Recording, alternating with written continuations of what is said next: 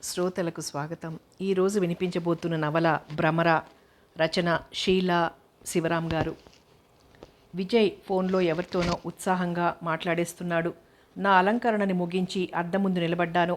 విజయ్ వెనకగా వచ్చాడు. అద్దంలోని నా ప్రతిబింబాన్ని చూస్తూ కొంటెగా ముందుకు వంగి నా సిగని, నా చీరని, నా ముఖాన్ని పరిశీలనగా చూస్తూ వాట్ ఏ వండర్, ఇంత త్వరగా రెడీ అయ్యావా అన్నాడు తెచ్చిపెట్టుకున్న ఆశ్చర్యం నటిస్తూ.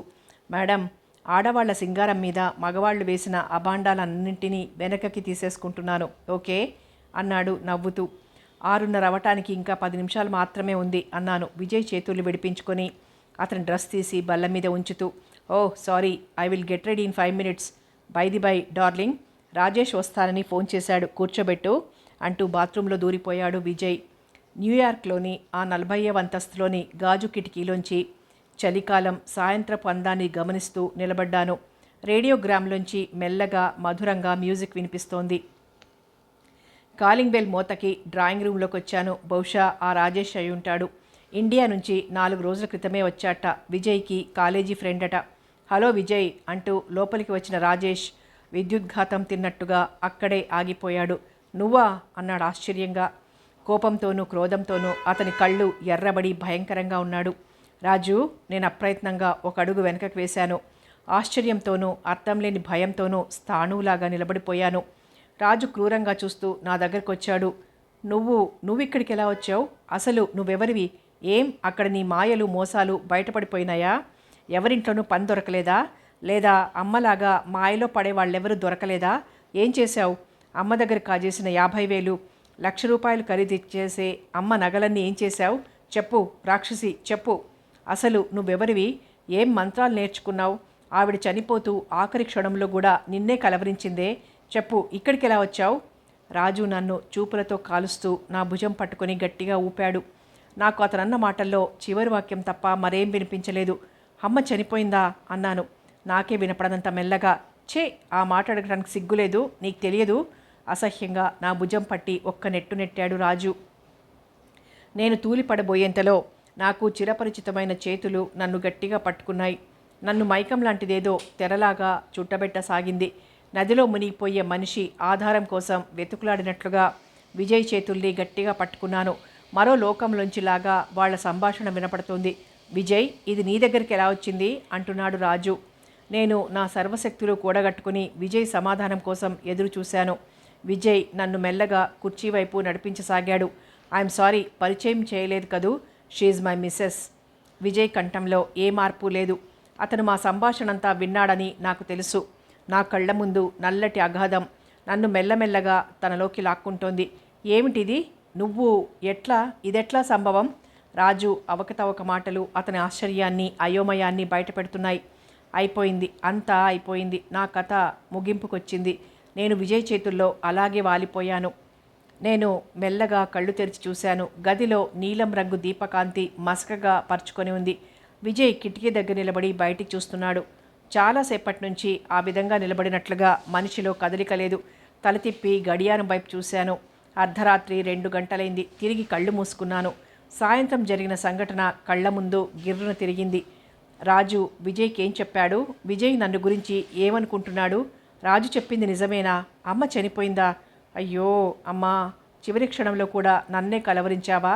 ఎంత దౌర్భాగ్యురాలిని! నా కళ్ళ నుంచి అవిరళ ధారగా కన్నీరు జారిపోతోంది. నా హృదయం మెలితిప్పినట్లుగా బాధతో చుట్టుకుపోతోంది. నా నుదుటి మీద చల్లని చేతిస్పర్శకి ఉలిక్కిపడ్డాను. మృదువుగా నా చెంపల మీదికి జారుతున్న విజయ్ చేతులు కన్నీటి తడికి ఆగిపోయాయి. భ్రమరా అన్నాడు మెల్లగా నా మీదికి వంగి. నాకు ఆ గొంతులోని ఆప్యాయతకి దుఃఖం పొర్లుకొచ్చింది. విజయ్ని నా చేతులతో చుట్టబెట్టి అతని గుండెల్లో తలదాచుకుని వెక్కి వెక్కి ఏడ్చాను. విజయ్, అమ్మ పోయిందట అంటూ ఏడ్చాను. విజయ్ చేతులు అనునయంగా నా వైపుని రాస్తున్నాయి. అతను నోరు తెరిచి ఒక్క మాట కూడా మాట్లాడలేదు. అతనికి ఇదంతా అగమ్య గోచరంగా ఉందని నాకు తెలుసు. నాలో ఏదో విరక్తి, మొండితనం, ధైర్యం మెల్లమెల్లగా ఆక్రమించుకోసాగాయి. నేను కళ్ళు తుడుచుకుని సరిగ్గా కూర్చున్నాను. తన కళ్ళు నన్ను మూగగా ప్రశ్నిస్తున్నాయి. విజయ్, నా చరిత్ర దాచిపెట్టి మిమ్మల్ని మోసగించాను. అందుకు కారణం ఒక్కటే, మీ నుంచి దూరంగా బ్రతకలేనన్న భయం. మీరు లేని నేను లేనన్న నిజం మాత్రమే. నన్ను క్షమించగలరా? విజయ్ కళ్ళలోకి సూటిగా చూస్తూ అడిగాను. విజయ్ మొహం భావరహితంగా ఉంది. అతను లేచి నిలబడి కిటికీ దగ్గరగా నడిచాడు. భ్రమర, ఏ పురుషుడు తన భార్య జీవితంలో తనకి తెలియని రహస్యం దాగి ఉందన్న నిజాన్ని భరించలేడు. నేను సామాన్య మానవుల్లో ఒకడిని, నా నుంచి ఏది దాచకు అన్నాడు నా వైపు తిరిగి. నా మనసు రాయిలాగా కఠినంగా అనుభూతి రహితంగా ఉంది. నా విచిత్ర జీవితమంతా కళ్ల ముందు కదలాడింది. నా స్వామి ముందు ఆత్మనివేదనకి నా సర్వశక్తులు కూడదీసుకున్నాను. విజయ్ వింటూ నిశ్శబ్దంగా కూర్చుండిపోయాడు. నా చరిత్రని నాలో నేనే మననం చేసుకోసాగాను. నేను అప్పటికి భోజనం చేసి 4 రోజులైంది. అడుగులు తడబడుతున్నాయి. కళ్ల ముందు రంగుల రాట్నంలాగా ఈ ప్రపంచమంతా గిరగిరా తిరుగుతున్నట్లుగా అనిపిస్తోంది. తాత ఉన్నన్ని రోజులు నా జీవితం రాజభోగంగా సాగిపోయింది. ఆ పూరిపాకల్లో నేను రాజకుమారిలాగా చూడబడేదాన్ని.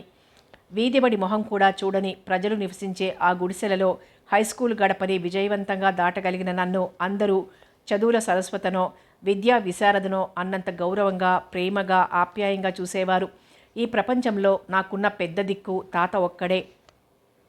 సెంటర్లో చిన్న చెక్కపెట్టెల దుకాణం మీద కూరగాయల వ్యాపారం చేసేవాడు. తాత చనిపోయేంత వరకు తిండికి ఇబ్బంది పడటం నేనెరగను. పట్టు పీతాంబరాలు కట్టకపోయినా అతి సామాన్యమైన దుస్తులే ఒంటి నిండా ధరించేదాన్ని. ఆ దురదృష్టపు రోజున తాత చెప్పా పెట్టకుండా, నాకు ఎవరి చెయ్యి ఆసరా చూపించకుండానే ఆ పరమాత్ముడి పిలుపునందుకుని వెళ్ళిపోయాడు. చుట్టుపక్కల వాళ్లంతా పూనుకొని తాతని సజావుగా స్వర్గానికి పంపే ఏర్పాట్లు పూర్తి చేశారు. అగమ్య గోచరంగా ఉన్న భవిష్యత్తులో దుఃఖభారంతో కృంగిపోయిన నన్ను పెద్దలంతా సమీపించారు. నా భావి జీవితాన్ని గురించి చర్చించారు. నా మీద ఏనాటి నుంచో కన్నేసి ఉన్న రంగని మనువాడమని మరీ వయసు మళ్ళిన పెద్దలు సలహా చెప్పారు. నా కళ్లల్లో మెదిలిన భయాన్ని, అసహ్యాన్ని, జలదరింపుని గమనించిన పిన్నలంతా జాలిపడ్డారు. ఆ ఎదవన, అంతకంటే దాని మెడ కాస్త తాడు బీస్తే బాగుండిపోను అంటూ ఆ ప్రపోజల్ని కొట్టిపారేశారు. చదువుకుంది గందా, ఏడనన్నా ఆఫీస్ పని దొరుకుతాదేమో అన్న ఆశాభావం వెలిబుచ్చారు మరికొందరు. సరేలే, బంట్రోతుగాడి ఉద్యోగానికి 1000 మంది ఎంఏ ఓళ్ళు దరఖాస్తు పెట్టుకున్నారంట, దీనికి ఏడ దొరుకుతుంది అంటూ వారిలోనే లోకజ్ఞానం తెలిసిన మరికొందరు ఆ అభిప్రాయాన్ని తీసిపారేశారు. పోనీ తాత కొట్టుకాడే దీన్ని కూసోపెడితే సరి, చదువుకుంది గందా, తాత కంటే వ్యాపారం బాగానే చెయ్యగలుగుద్ది అన్నారు మరికొందరు. అందరికీ ఆ సలహా బాగానే ఉన్నట్టనిపించింది. ఏటే, నీ అభిప్రాయం చెప్పు అన్నారు. నాకు కూడా ఆ సలహా బాగానే ఉందనిపించింది. నా పొట్ట గడిచిపోయే మాత్రం కూరల అమ్మకం మీద వచ్చినా చాలు, మీ ఇష్టం అలాగే అన్నాను. కానీ కూరగాయల వ్యాపారానికి కావలసిన ఒక్క గుణం కూడా నాలో లేకపోయింది. నేను కొట్టు మీద కూర్చున్న వారం రోజుల్లోనూ తాత ఉన్నప్పుడు కూడా ఎన్నడూ జరగనంతటి వ్యాపారం సాగింది. చాలా సంతోషించాను. రోజు ఆ మాదిరిగానే నా ఆదాయం ఉంటే కొద్ది రోజుల్లోనే నేను చిన్న జమీందారునిని కాగలను ఆ పూరి గుడిసెల మధ్య అనుకుంటూ కలలు గనేదాన్ని. కానీ ఆ ఆశ ఎన్ని రోజులో నిలవలేదు. కూరలు కొనటానికి వచ్చే వాళ్ల చూపులు కూరల నాణ్యాన్ని పరిశీలించకుండా నా అందాన్ని పట్టి పట్టి చూస్తున్నట్లుగా ఉండేవి.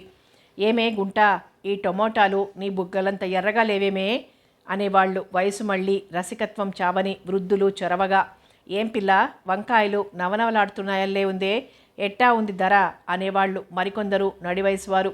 పొరపాటున నన్ను తాకినట్లుగా నటిస్తూ నా మీద నుంచి నా వెనకనున్న వంకాయల గుట్ట మీదకి ఒరుగుతూ, ఏమమ్మోయ్, సొరకాయలు ఎంతలో ఉన్నాయి అనేవారు మరికొందరు. వయసువారు కళ్లల్లో అదో రకం భావం మెరిపిస్తూ, గుమ్మడికాయల్లేవేంటి అనేవాళ్ళు. కొనాలన్న ఉద్దేశం కూడా లేనివాళ్లు కొందరు నా దగ్గరగా నిలబడుతూ, తాజాగా నవనవలాడుతున్నాయే అనేవాళ్ళు. కాలేజీ కుర్రాళ్ళు నా బుగ్గల వైపు చూస్తూ కూరలు అంటూ చివర్లో కలిపేవారు. 10 రూపాయల నోటిచ్చి చిల్లర లేదు బాబు అంటే, పర్వాలేదులే, రాత్రికి తీసుకుంటాలే వచ్చి అనేవాళ్ళు మరికొందరు తమ వాక్చాతుర్యానికి తామే మురిసిపోతూ. ధరెంతలో ఉంది అనేవాళ్ళు మరికొందరు తమ రసికత్వ ప్రదర్శనానికి మరింక చోటు దొరకనట్టుగా. కొద్ది రోజుల్లోనే నేను ఈ కూరల వ్యాపారానికి పనికిరానన్న నిర్ణయానికి వచ్చాను. ఈ వ్యాపారానికి కావలసిన చమత్కారం, చాతుర్యం, కాస్తంత రౌడీతనం, గంపంత గడసరితనం నాలో ఏమాత్రం లేవని తెలుసుకున్నాను. నేను ఆకలితో మాడినా పర్వాలేదు కానీ ఈ రసిక పౌరుల చూపుల తోపుల నుంచి, వాగ్బాణాల నుంచి తప్పించుకుంటే చాలని ఆ వ్యాపారానికి ఓ నమస్కారం పెట్టాను. నా శ్రేయోభిలాషులంతా మళ్ళీ నా భవిష్యత్తును గురించి చర్చించారు. ఏడ్సేస్తావే అన్నారు. ఎవరింట్లోనైనా పని చూసుకుంటానో అన్నాను చివరికి. నాకు ఆ క్షణంలో అదే మిగిలిన ఆధారంగా తోచింది. ఇంత చదువు చదివి చివరికి పని మనిషిగా చేరతావా అన్నారంతా బాధగా. అక్కడికి నేనేదో యూనివర్సిటీ డిగ్రీలన్నీ పుచ్చేసుకున్నట్లుగా చివరికి గత్యంతరం లేక అంగీకరించినట్టుగా అంతా నా అభిష్టానికి ఒప్పుకున్నారు. ఇంజనీర్ బాబింటి పని మనిషి కావాలంట, వెళ్ళి మాట్లాడుకో అని నాకో దోవ చూపించాడు సాయన్న తాత. ఆ రోజు ఇంజనీర్ గారింటికి వెళ్ళాను. అమ్మా, మీకు పని మనిషి కావాలట కదమ్మా, నేను చేస్తాను అన్నాను. ఆవిడ ఆశ్చర్యంతో కళ్ళింత చేసుకుని నన్నోసారి నకసిక పర్యంతం పరీక్షించింది. మాకు మళ్ళీనే మాట్లాడుతున్నావే అందావిడ. చివరికి అదే తన ఆశ్చర్యానికి కారణమైనట్లు. మా జాతి వాళ్ళంతా మాట్లాడే యాస భాష నేను పలక్కపోవటమే అందుకు కారణమని తెలుసుకున్నాను. నేను హై స్కూల్లో చదువుకున్నానమ్మా అన్నాను వినయంగా, నా బాగుపడిన భాషకి కారణం చెప్తూ. ఏమిటి అందావిడ కళ్ళు గిరగిరా తిప్పుతూ. మరి నువ్వు పాచిపని చేస్తావా అంది అనుమానంగా. ఎందుకు చెయ్యనమ్మా, పొట్ట గడవటానికి ఏదో పని చేసుకోవాలి కదమ్మా అన్నాను. పొట్ట గడవటానికి ఇంకేం పనులు లేవా? ఇంకా ఏ పనులు చేయగలవు అందావిడ. కళ్ళెత్తి చురుగ్గా చూశాను. ఆవిడ భావం అర్థం కాక. నీలాంటి దాన్ని పనిలో పెట్టుకుంటే నా పని అయినట్టే అందావిడ తిరిగి. ఎందుకనమ్మా, నేను చదువుకున్న సంగతి నేనే మర్చిపోయానమ్మా, మీరేం పని చెప్పినా చేస్తాను అన్నాను అర్థింపుగా. నాకు ఆ క్షణంలో ఆ పని ఎంత ముఖ్యమో ఆవిడికి మరే విధంగా చెప్పాలో నాకు తెలియలేదు. నువ్వు పనిలో చేరిన దగ్గర నుంచి రూల్స్ రెగ్యులేషన్స్ మాట్లాడితే నా పని అయినట్లే అందావిడ నన్ను పనిలో పెట్టుకోవడానికి. అదే ఆవిడ అభ్యంతరమైనట్టుగా. పని ఇచ్చి చూడండమ్మా, మీకు నచ్చకపోతే చాలించుకుంటాను అన్నాను కళ్ళ నిండా చిమ్ముకున్న నీటిని దాచుకుంటూ. అయినా మా ఇంటి పనులకి రంభా ఊర్వశులు అక్కర్లేదమ్మా, ఏ కుంటిదైనా గుడ్డిదైనా చాలు అందావిడ తలుపు వేసుకుంటూ. సిగ్గుతో కుంగిపోయాను. రూపం అనేది దైవం ఇచ్చిన వరం అని విన్నాను కానీ నాలాంటి వాళ్లకు దానంత పెద్ద శాపం మరోట్లేదని తెలుసుకున్నాను. అవమానంతో ఉడికిపోతున్న మనసుతో నిరాశగా తిరిగొచ్చాను. ప్లీడర్ బాబు గారింటి కాడ పనుందంట, పోయి కుదురుకో అన్నాడు సింగుబాబాయ్. ఆ సాయంత్రం ఆ అమ్మ దర్శనం చేసుకున్నాను. ఆవిడ 2 క్షణాలు ఎక్స్రే కళ్ళతో నన్ను పరిశీలించి చూసింది. అన్ని పనులు చెయ్యగలవా అంది. చేస్తానమ్మా, తెలియనివి మీరు చెప్తే నేర్చుకుంటాను అన్నాను ఆశగా. శుభ్రంగా పనికి రావాలి, జిడ్డోడుతుంటే నాకు నచ్చదు అందావిడ మొదటి కండిషన్ చెప్తూ. అలాగేనమ్మా అన్నాను సంతోషంగా. మాది 4 పిల్లలున్న ఇల్లు, చిన్న పిల్లలు తెలియక ఏదైనా చేస్తే గొడవ పెట్టుకోకూడదు అందావిడ మళ్ళీ. అలాగేనమ్మా అన్నాను. ఒంటరిగా బ్రతికిన నాకు చిన్నారి తమ్ముళ్ళు చెల్లాయిలు ఉంటే ఎందుకు సంతోషించను? వాళ్ళెంత అల్లరి చేసినా నేను సంతోషంగా భరిస్తాను. పొద్దుటి నుంచి రాత్రి వరకు ఇక్కడే ఉండాలి, 2 పూట్ల అన్నం పెట్టి 10 రూపాయలు ఇస్తాను అందావిడ.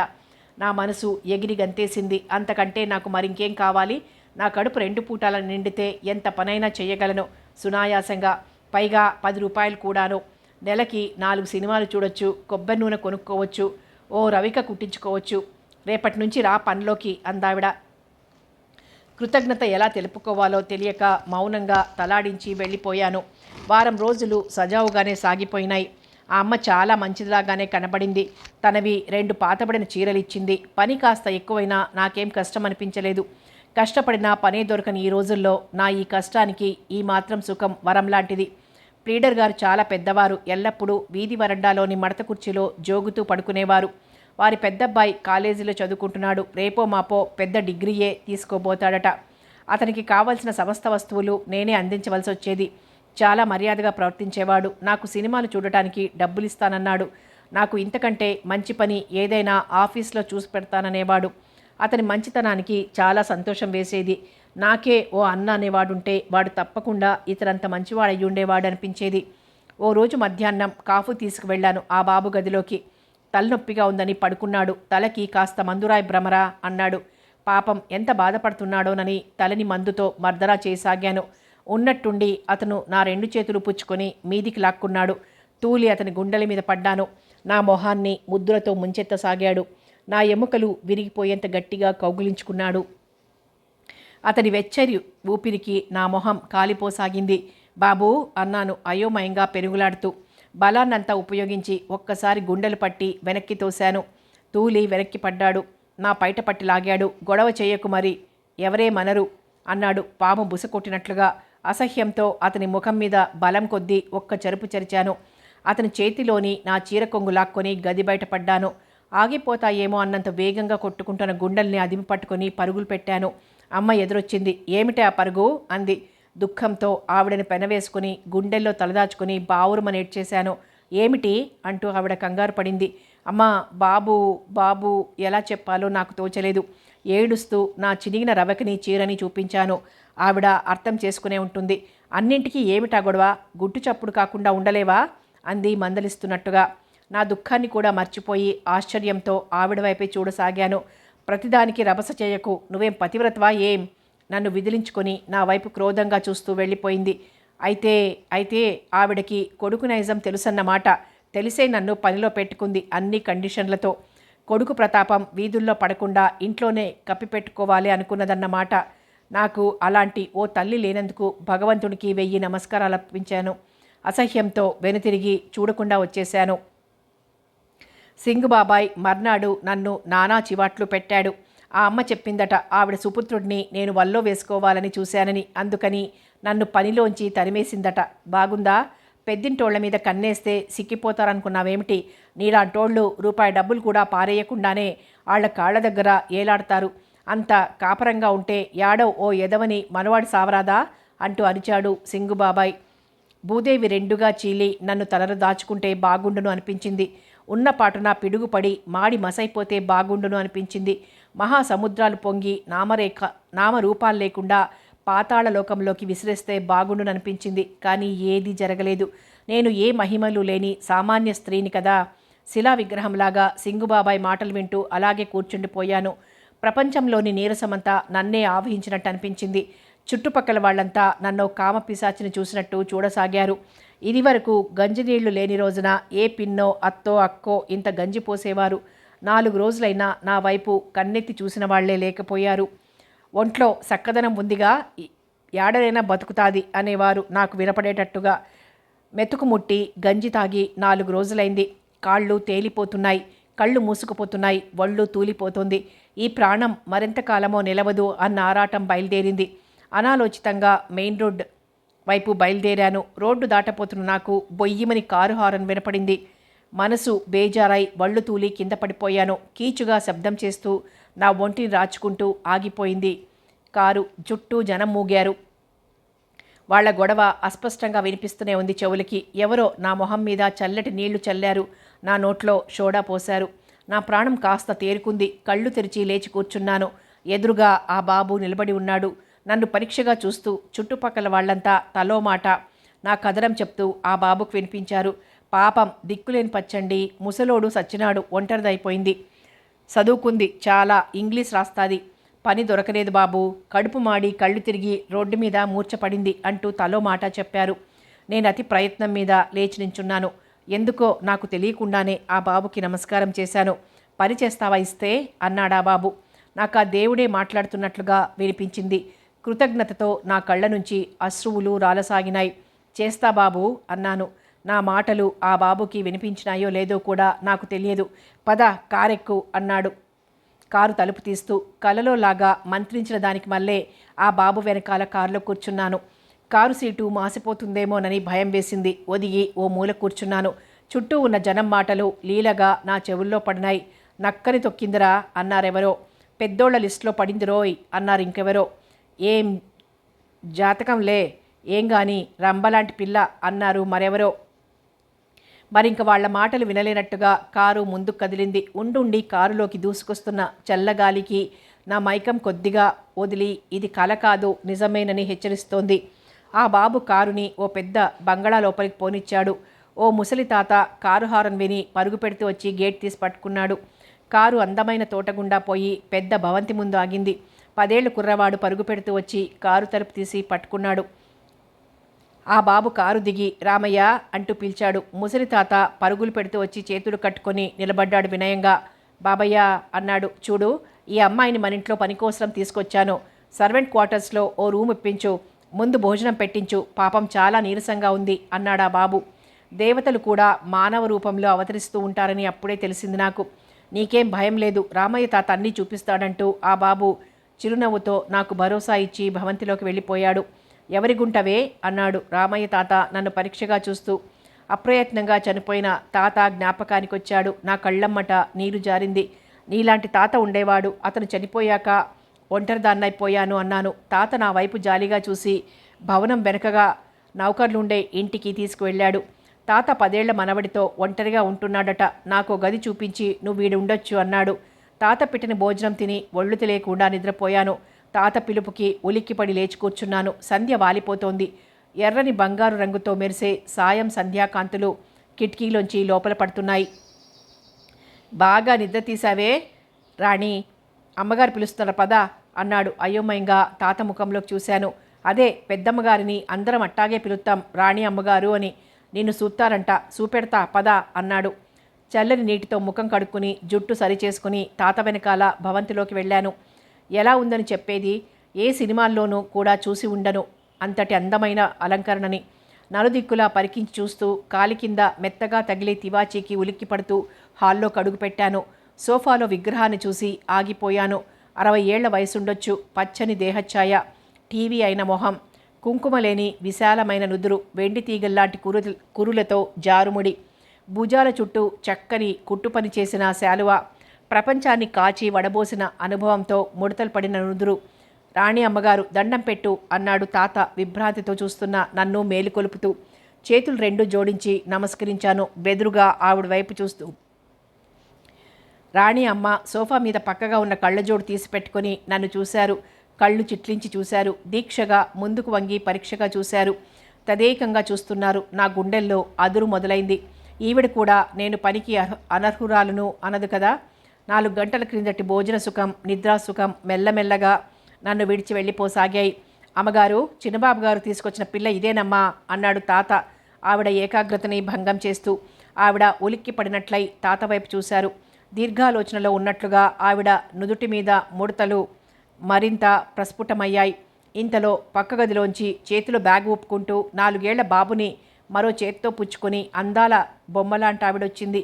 ఆవిడ ఖరీదైన చీరని, అందంగా చుట్టిన ముడిని, పక్క నుంచి తొంగి చూసే గులాబీని, ఎర్రని పెదవులని, ఎత్తైన గుండెల మీద అందంగా ఊగుతున్న బంగారు పతకాన్ని చూస్తూ చూపు తిప్పుకోవటం కూడా మర్చిపోయాను. చిన్నమ్మగారు అన్నాడు తాత కాస్తంత బెదురుగా మెల్లగా. నేను తాత చెప్పకుండానే ఆవిడికి కూడా నమస్కరించాను. ఆవిడ నన్నోసారి నకసిక పర్యంతం పరీక్షించి ప్రశ్నార్థకంగా తాత వైపు చూసింది. బాబుగారు పని కోసం తెచ్చిన అమ్మాయండి అన్నాడు తాత. ఓహో, అయితే చేయవలసిన పని దగ్గరుండి చూపించు అంటూ, అత్తయ్య నేను విమల వాళ్ళింట్లో పార్టీకి వెళ్ళొస్తాను అని చెప్పులు టకటకలాడిస్తూ వెళ్ళిపోయింది. నీ పేరు? రాణి అమ్మ. అప్పటికి నోరు విప్పారు. భ్రమర అన్నాను మెల్లిగా. తల్లి తండ్రి ఉన్నారా అన్నారావిడ. నేను జవాబు చెప్పకుండానే తాత నా కథనంతా వినిపించాడు. ఆవిడ నా వైపు జాలిగా చూసింది. కానీ ఆ చూపులలో ఏదో పరిశీలన, మరేదో జ్ఞాపకాన్ని తెచ్చుకోవటానికి పడే సంఘర్షణ కనిపిస్తూనే ఉన్నాయి. పని జాగ్రత్తగా చేసుకో, నీకేం భయం లేదు అన్న ఆవిడ హామీతో గుండె కుదుటపడింది. హమ్మయ్యా, పొట్టపుచ్చుకుని వీధుల్లో తిరగక్కర్లేదన్న నిశ్చింత. రా, ఏమేం చేయాలో చెప్తా అంటూ తీసుకువెళ్ళాడు తాత. అదిగో పెద్దింట్లో పని మజాకా అనుకున్నావో ఏమో, నే నీడ 40 ఏళ్ల నుంచి పనిచేస్తుండా. ఎదుట బంగారపు ముద్ద పెట్టినా నా సూపు అటేపు పోదు తెలుసా. నమ్మకంగా ఉండావో ఆళ్లంత మంచి మనుషులు లేరు. ఏ పాటి లొసుగు చూపించావో ఆళ్లంత చెడ్డ మనుషులు కూడా ఉండరు అన్నాడు తాత నాకు ముందు జాగ్రత్త చెబుతూ.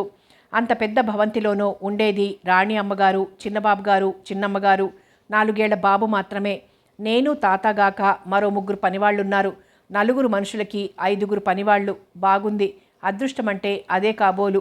నేను ఫర్నిచర్ దులుపుతున్నా, నేల ఊడ్చి శుభ్రం చేస్తున్నా, వంటయ్యరుకి కూరలు తరిగిస్తున్నా రాణి అమ్మగారి చూపులు నన్ను వెంటాడుతూనే ఉండేవి. ఆవిడ నా పనిని గమనిస్తున్నారేమోనని మరింత శ్రద్ధగా చేసేదాన్ని. ఆ రోజు బాబుకి బూట్లు పాలిష్ చేసిస్తున్నాను. రాణి అమ్మగారు వచ్చి బాబు పక్కనే కూర్చున్నారు. బాబు బూట్లు తొడుక్కుని బ్యాట్ తీసుకుని టాటా చెప్పి వెళ్ళిపోయాడు. తలెత్తి నా వైపే తదేకంగా చూస్తున్నా అమ్మగారిని చూసి కంగారు పడ్డాను. లేవబోయాను. ఆవిడ నన్ను గోడ మీద ఉన్న ఫోటోను మార్చి మార్చి చూడసాగారు. నేను ఫోటో చూశాను. 16 ఏళ్ల అందమైన అమ్మాయి, 7 ఏళ్ల అబ్బాయి నిలబడి ఉన్నారు. కూర్చో అన్నారావిడ దయగా. మీ అమ్మ నాన్న నీకస్సలు తెలియదా అన్నారావిడ యథాలాపంగా. తెలియదమ్మా, నేను రోజుల గుడ్డుగానే ఉన్నప్పుడే వాళ్ళిద్దరూ చనిపోయారని తాత చెప్తుండేవాడు అన్నాను పాలిష్ డబ్బా మూత పెడుతూ. తాత నీకు సొంత తాతేనా అన్నారావిడ. అవునమ్మా అన్నాను. మీ తాత పేరేమిటి అన్నారావిడ మెల్లిగా. రాజయ్య. ఆవిడ ఉలిక్కి పడ్డారు. కొంచెం ముందుకు వంగి అడిగారు, ఏ ఊరు? నాకు నవ్వొచ్చింది. ఈ ఊరేనమ్మా, నాకు ఊహ తెలిసినప్పటి నుంచి ఈ ఊర్లోనే ఉన్నాం అన్నాను. ఎలా ఉంటాడు మీ తాత? ఆవిడ కుతూహలానికి ఆశ్చర్యం వేసింది. సన్నగా, పొడవుగా, గిరిజాల జుట్టు, చెయ్యి కొంచెం అవుడు అన్నాను. ఆవిడ బిత్తరపోయి చూస్తూ ఉండిపోయింది. చెయ్యి అవుడా? తనలో తను మెల్లిగా అనుకుంటోంది. అవునమ్మా, తాత నుదుటి మీద కుంకుడుకాయంత కాయ ఉండేది అన్నాను తాతను తలుచుకుంటూ. చాలా రోజుల తర్వాత తాత జ్ఞప్తికి వచ్చి నా కళ్ళల్లో నీళ్లు తిరిగాయి. నేను చీర కొంగుతో కళ్ళద్దుకున్నాను. దబ్బుమన్న శబ్దానికి తలెత్తి చూశాను. రాణి అమ్మ సోఫాలో ఒరిగిపోయింది. కళ్ళు మూతలు పడి పెదవులు అదురుతున్నాయి. నేను భయంగా ఆవిడ్ని సోఫాలో సరిగ్గా పడుకోబెట్టి చిన్నమ్మగారిని పిలుచుకొచ్చాను పరుగు పరుగున. ఏమైంది అంటూ ఆవిడొచ్చింది. మాట్లాడుతూ పడిపోయారని చెప్పాను. ఆవిడ డాక్టర్ గారికి చిన్నబాబు గారికి ఫోన్ చేసి రాణి అమ్మ దగ్గర కూర్చున్నారు. 5 నిమిషాలు కూడా గడవకముందే డాక్టర్ గారు చిన్నబాబు గారు వచ్చారు. రాణి అమ్మగారిని గదిలో పడుకోబెట్టారు. నేను వేడి నీళ్లు సిద్ధం చేయటానికి వెళ్ళిపోయాను. ఆ రాత్రంతా బాబుగారు చిన్నమ్మగారు ఆవిడ దగ్గరే ఉండిపోయారు. మరుసటి రోజు చిన్నమ్మగారు నన్ను పిలిచారు. ఎలా ఉందమ్మా రాణి అమ్మగారికి అన్నాను. ప్రమాదం ఏమీ లేదు, ఇప్పుడు బాగానే ఉన్నారు, నిన్ను పిలుస్తున్నారు వెళ్ళు అన్నారు ఆవిడ. నేను రాణి అమ్మ గదిలోకి వెళ్ళాను.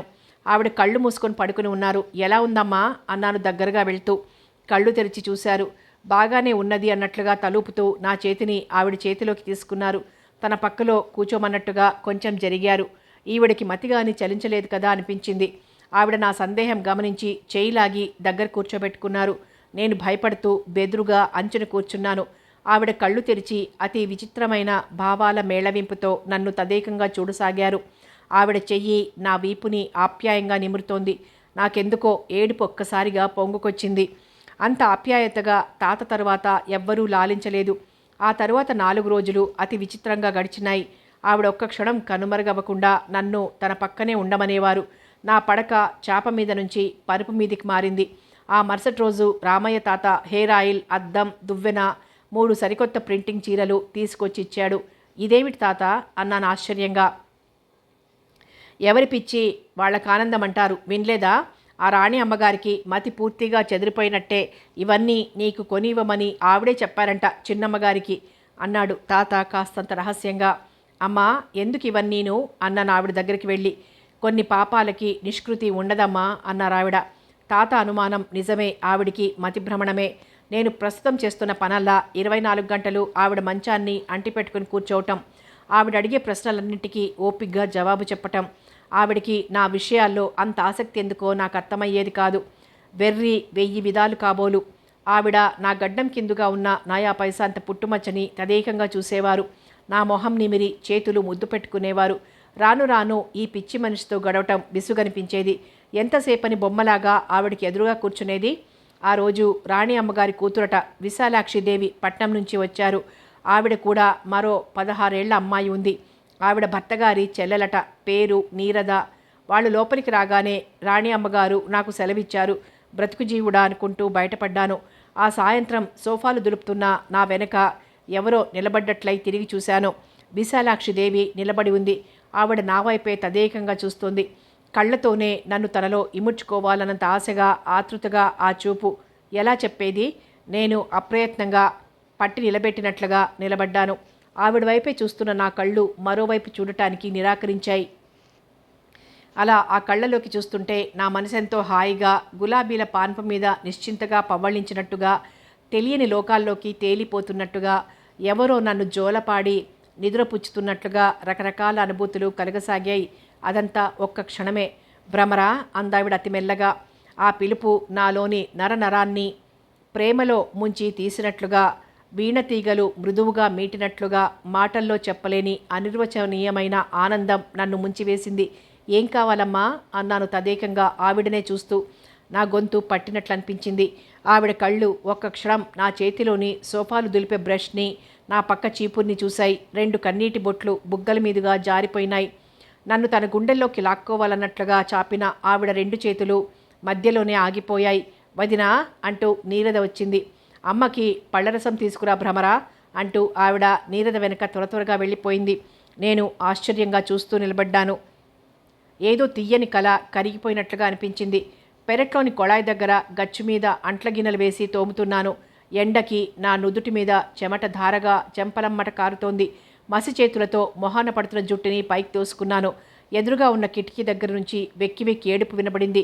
ఆశ్చర్యంగా తలెత్తి చూశాను. చేతుల్లో మొహం దాచుకొని విశాలాక్షిదేవి మెల్లగా ఏడుస్తోంది. ఏమైంది? రాణి అమ్మగారికి ప్రమాదంగా లేదు కదా? నేను కిటికీ దగ్గరికి పరుగు పరుగున వెళ్ళి అడిగాను. అమ్మా, రాణి అమ్మగారు ఎలా ఉన్నారు అంటూ. ఆవిడ తలెత్తి నా వైపు చూడలేనట్టుగా గబగబా కళ్ళు తుడుచుకుని వెళ్ళిపోయింది.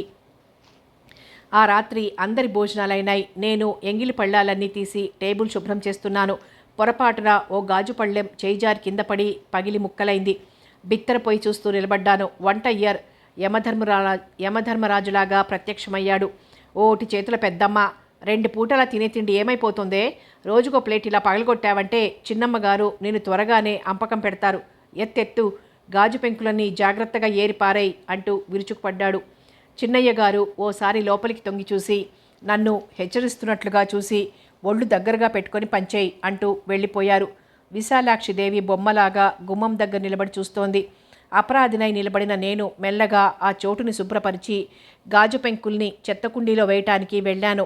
కొళాయి దగ్గర కాలు జారి దభీమని పడ్డాను. నా నడుం విరిగిపోయినంత బాధ కలిగింది. అప్రయత్నంగా అమ్మా అన్న పదం నా నోటి నుంచి బిగ్గరగానే వచ్చింది. ఎందుకో ఒక్కసారిగా ఏడుపు పొంగుకొచ్చింది. బహుశా సానుభూతి ఎరుగని నా నిస్సహాయ స్థితికేమో. అక్కడే గచ్చు మీద కూర్చుని 2 చేతుల్లో మొహం దాచుకుని వెక్కి వెక్కి నాలో నేనే ఏడవసాగాను. 2 చల్లని మృదువైన చేతులు నా చేతుల్ని మొహం మీద నుంచి విడదీశాయి. ఉలిక్కిపడి చూశాను. విశాలాక్షిదేవి. దెబ్బ తగిలిందా అమ్మా? ఆ అనునయానికి నా దుఃఖం పెరిగిందే కానీ తరగలేదు. 2 నిమిషాలు ప్రయత్నిస్తే గాని లేచి నిలబడలేకపోయాను. ఆవిడే నా 2 భుజాలు పట్టి లేవనెత్తింది. నా పక్క దగ్గరికి తీసుకొచ్చింది చేతి ఆసరాతో. నడుముకి మోపుగా తగిలిన దెబ్బతో ఆ ప్రదేశమంతా కమిలిపోయింది. ఆవిడ మందు తీసుకొచ్చి నా నడుముకి రాయబోయింది. బెదిరిపోయాను. వద్దమ్మా, ఇలా ఇవ్వండి అన్నాను భయంగా. ఆవిడ నా మాట వినలేదు. నాకు మందు రాసి తోమింది. వేడి నీళ్ల సంచి తీసుకొచ్చింది కాపు కాయటానికి. వేడి పాలు తెచ్చిచ్చింది తాగటానికి. నేను సిగ్గుతో ముడుచుకుపోయాను. ఆవిడతో ఈ సేవలని చేయించుకోవటానికి. నా అభ్యంతరాలని ఆవిడ ఏమాత్రం లెక్క పెట్టలేదు. ఆవిడ నా పక్కనే చిన్న చెక్కపెట్టె మీద కూర్చుంది నన్ను చూస్తూ. ఆ మసక చీకటిలో ఆవిడ వైపే చూస్తున్న నాకు ఎప్పుడు నిద్ర పట్టిందో కూడా గుర్తే లేదు. ఓ భ్రమరాంబికాదేవి, నీకు కూడా సుప్రభాతం చదవాలా తల్లి? లేలే అన్న వంటయ్యర్ కేకకి ఉలిక్కిపడి లేచాను. బాగా తెల్లారిపోయింది. సూర్యుని వేడి కిరణాలు చురుక్కుమనిపిస్తున్నాయి. కంగారుగా లేవబోయాను. నా వంటి మీదున్న విలువైన రగ్గును చూసి ఆశ్చర్యపోయాను. ఎలా వచ్చింది? బహుశా చలికి ముడుచుకొని పడుకుంటే విశాలాక్షిదేవి కప్పి ఉంటుంది. ఎంత దయ ఆవిడికి! రాత్రి నాకెంత సేవ చేసింది. తటాలున నా దెబ్బ జ్ఞప్తికొచ్చింది. ఆత్రంగా నిలబడ్డాను. నడుము నొప్పి తగ్గిపోయింది. శరీరం మామూలుగానే ఉంది. ఆ రగ్గుని ఆప్యాయంగా మడత పెట్టి పెట్టె మీద పెట్టి నా దినచర్యలో మునిగిపోయాను. ఆ రోజు విశాలాక్షిదేవి వెళ్ళిపోతోంది. పూలు కోసి మాల కట్టమని నీరద ఆజ్ఞాపించింది. నేను పూలమాల తీసుకుని గదిలోకి వెళ్ళాను. విశాలాక్షిదేవి కళ్ళు మూసుకుని సోఫాలో కూర్చుని ఉంది. నీరద కనబడలేదు. పూలమాల అక్కడ ఉంచి తిరిగొస్తుంటే భ్రమరా అని పిలిచిందావిడ. నేను తిరిగొచ్చాను. నాతో మా ఊరొస్తావా అందావిడ. నేను ఆశ్చర్యపోయి నవ్వి అన్నాను, ఎందుకమ్మా? నాకిక్కడ చాలా బాగుంది. రాణి అమ్మగారు, చిన్నమ్మగారు చాలా మంచివారు. అలా కాదు, నాతో రావాలి అందావిడ అనునయంగా. ఎందుకమ్మా? మీకు నౌకర్లకి తక్కువ అన్నాను. ఆవిడ కానరాని దెబ్బతిన్నట్లు బాధగా కళ్ళెత్తి చూసింది. విశాలమైన కళ్ళల్లో నీటి పొర మెరిసింది. తల పక్కకి తిప్పుకుంది. నేను బాధపడ్డాను ఆవిడ్ని నొప్పించినందుకు. నిన్ను తీసుకువెళ్తానని అమ్మతో చెప్పాను అందావిడ మెల్లగా. నేను మౌనంగా ఉండిపోయాను. నాకు కన్న తల్లిలాగా రాత్రి అంత దయ చూపించిన ఆవిడ కోరికను నేను గట్టిగా నిరాకరించలేకపోయాను. నీకు మా ఇంట్లో ఏ కష్టం ఉండదు, సరేనా? నీకు బాగుండకపోతే ఇక్కడికే పంపేస్తాను అందావిడ నచ్చ చెప్తున్నట్లుగా. నేను అంగీకరించక తప్పలేదు. ఆవిడ ఆనందంగా కళ్ళు మూసుకుంది. నేను గది బయటకు వచ్చేశాను. పుట్టి పెరిగిన లగాయితూ ఈ ఊరు తప్ప మరో ఊరు చూసి ఎరగను. ఈ మిషగానైనా మరో ఊరు చూడవచ్చును అన్న సరదా కూడా కలిగింది. రాణి అమ్మగారికి చెప్పాను. అమ్మగారు నన్ను వాళ్ళ ఊరు రమ్మంటున్నారు అన్నాను. ఆవిడ ఈ వారం రోజుల్లోనూ బాగా కోలుకుంది. అవును భ్రమరా, విశాల నిన్ను చూసి ముచ్చట పడుతోంది. వెళ్ళమ్మా, నీకేం కష్టం ఉండదు అన్నదావిడ. నేను మౌనంగా ఆవిడ పక్క దులిపి వెయ్యసాగాను. పశ్చాత్తాపం పాపానికి పరిహారం అంటారు కానీ కొన్ని పాపాలకి నిష్కృతి ఉండదమ్మా అన్నదావిడ మెల్లగా. ఏమిటమ్మా అన్నాను నేను అర్థం కాక. ఆవిడ జవాబు చెప్పకుండా వచ్చి మంచం మీద పడుకుంది. ఆ రాత్రి విశాలాక్షిదేవితో కలిసి ఆ ఊరు విడిచిపెట్టాను. సంపన్నుల ఇళ్లల్లో కంటే వాళ్ళు చేసే ప్రయాణాలే ఎక్కువ సుఖంగా ఉంటాయేమో అనిపించింది. విశాలాక్షిదేవి నన్నంత ఆప్యాయంగా చూడటం నీరదకి కన్నెర్రగా ఉంది. చీటికి మాటికి నన్ను ఆజ్ఞాపిస్తూ తన ఆధిక్యాన్ని నిరూపించుకోవాలని ప్రయత్నిస్తూ ఉండేది. పనిదానికి కూడా ఏసీ కంపార్ట్మెంట్ ఎందుకు, 3rd క్లాస్ చాలదా అంది. ఇంత జడ నిజందేనా అంటూ నా పొడవాటి జడ గుంజి పరీక్షించేది. వాళ్ళు ఏం తింటారో గాని వదినా, దుక్కముక్కల్లాగా ఎంత ఆరోగ్యంగా ఉంటారో చూడు అనేది నన్ను చూస్తూ. మీ అమ్మ చాలా అందంగా ఉండేదా ఏమిటి అనేది. ఆ పిల్లకి నా రూపం కంటకప్రాయంగా తయారైంది. నిజానికి నీరదిద్ది అంత చెప్పుకోదగిన రూపం కాదు. నల్లగా, సన్నగా, పొడవుగా, కాస్తంత ఎత్తుమూతితో చూడగానే ఆకర్షించే రూపం కాదు. అడుగడుగున నన్ను హీనంగా చూస్తూ తన ఆధిక్యాన్ని నిరూపించుకోవటానికి ప్రయత్నించేది. స్టేషన్కి విశాలాక్షిదేవి భర్త కారు తీసుకొచ్చాడు. ఆయన నల్లగా, పొడవుగా, బలిష్టంగా, బట్టతలతో నీటైన ఖరీదు దుస్తుల్లో ఉన్నాడు. నన్ను ఎవరది అన్నట్టుగా చూశాడు. అన్నయ్య, వదిన మనకు పర్మిషన్ తీసుకొచ్చింది అంది నీరద గబగబా. ఆయన ఆశ్చర్యంగా మొహం పెట్టి, ఏం ఇక్కడ పని మనుషులు నచ్చలేదా విశాల అన్నాడు. విశాలాక్షిదేవి చిరునవ్వు నవ్వే ఊరుకుంది. ఆ ఇల్లు రాణి అమ్మగారి భవంతికి ఏమాత్రం తీసిపోదు. మరో 2 రెట్లు అందంగా, ఆకర్షణీయంగా ఉంది. నేను మెల్లిగా అక్కడి పరిస్థితులన్నీ ఆకళింపు చేసుకున్నాను. విశాలాక్షిదేవికి సంతానం లేదు. నీరద రాజభూషణం గారి పెళ్లి కావలసిన చెల్లెలు. కోకొల్లలుగా ఆస్తిపాస్తులున్నా అనుభవించేందుకు రక్తం పంచు పుట్టిన వాళ్ళు లేరు. బహుశా అందుకేనేమో ఆవిడంత జాలిగా, దయగా కనపడుతోంది. రాజభూషణం గారు ఇంకా తనకు పిల్లలు కలగరన్న విషయం రూఢి అయిన తర్వాత దూరపు బంధువుల కుర్రవాడిని పెంచుకున్నారు. అతనే రాజు. ప్రస్తుతం కాలేజీలో చదువుతున్నాడు. నేను వచ్చిన రోజు రాజు నన్ను చూసి, ఎవరి సుందరాంగి అంటూ రహస్యంగా నీరదని అడిగాడు. వదిన గారి అభిమాన పాత్రురాలైన సర్వెంట్ మేడ్ అంది హేళనగా నీరద. రాజు చిన్నగా విజిల్ వేయడం వినిపించింది. నిజానికి నాకు ఆ ఇంటిలో చేసేందుకు పనేమీ కనిపించలేదు. అవసరానికి మించిన పనివాళ్లున్నారు. నేను ఏదైనా పని కల్పించుకుని చెయ్యబోతే విశాలాక్షిదేవి అడ్డుపడేది. ఆవిడ ప్రత్యేకంగా నాకు ఒక గది ఏర్పాటు చేసింది. మెత్తటి పరుపున్న స్ప్రింగ్ కాటు, రేడియో, గాడ్రెస్ బీరువా, ఇంకా చాలా ఉన్నాయి ఆ గదిలో. నిజానికి అంత గది నేనేం చేసుకోవాలో తెలియలేదు. నాకెన్ని బట్టలున్నాయని అంత పెద్ద బీరువా. టేబుల్ మీద వాజ్లోని పువ్వులు, తెల్లటి పక్క, టేబులు, కుర్చీలు, పుస్తకాల బీరువా ఇవన్నీ చూసినప్పుడు నాకు సంతోషంతో పాటుగా భయం కూడా కలిగింది. ఏదో కలలో ఉన్నట్లుగా అనిపించేది. ఏదో ఓ క్షణాన మంత్రమహిమలో ఇవన్నీ అదృశ్యమైపోతాయేమో అనిపించేది. ఇంట్లోని మిగిలిన పనివాళ్ళందరూ నాకు కలిగిన ఈ నడమంత్రపు సిరిని చూసి ఈర్ష్యపడేవాళ్ళు. కానీ అమ్మగారికి భయపడి బయటపడేవాళ్ళు కాదు. రాజు బాహటంగానే తన అసమ్మతిని తెలిపాడు. నీకేమైనా పిచ్చా అమ్మా?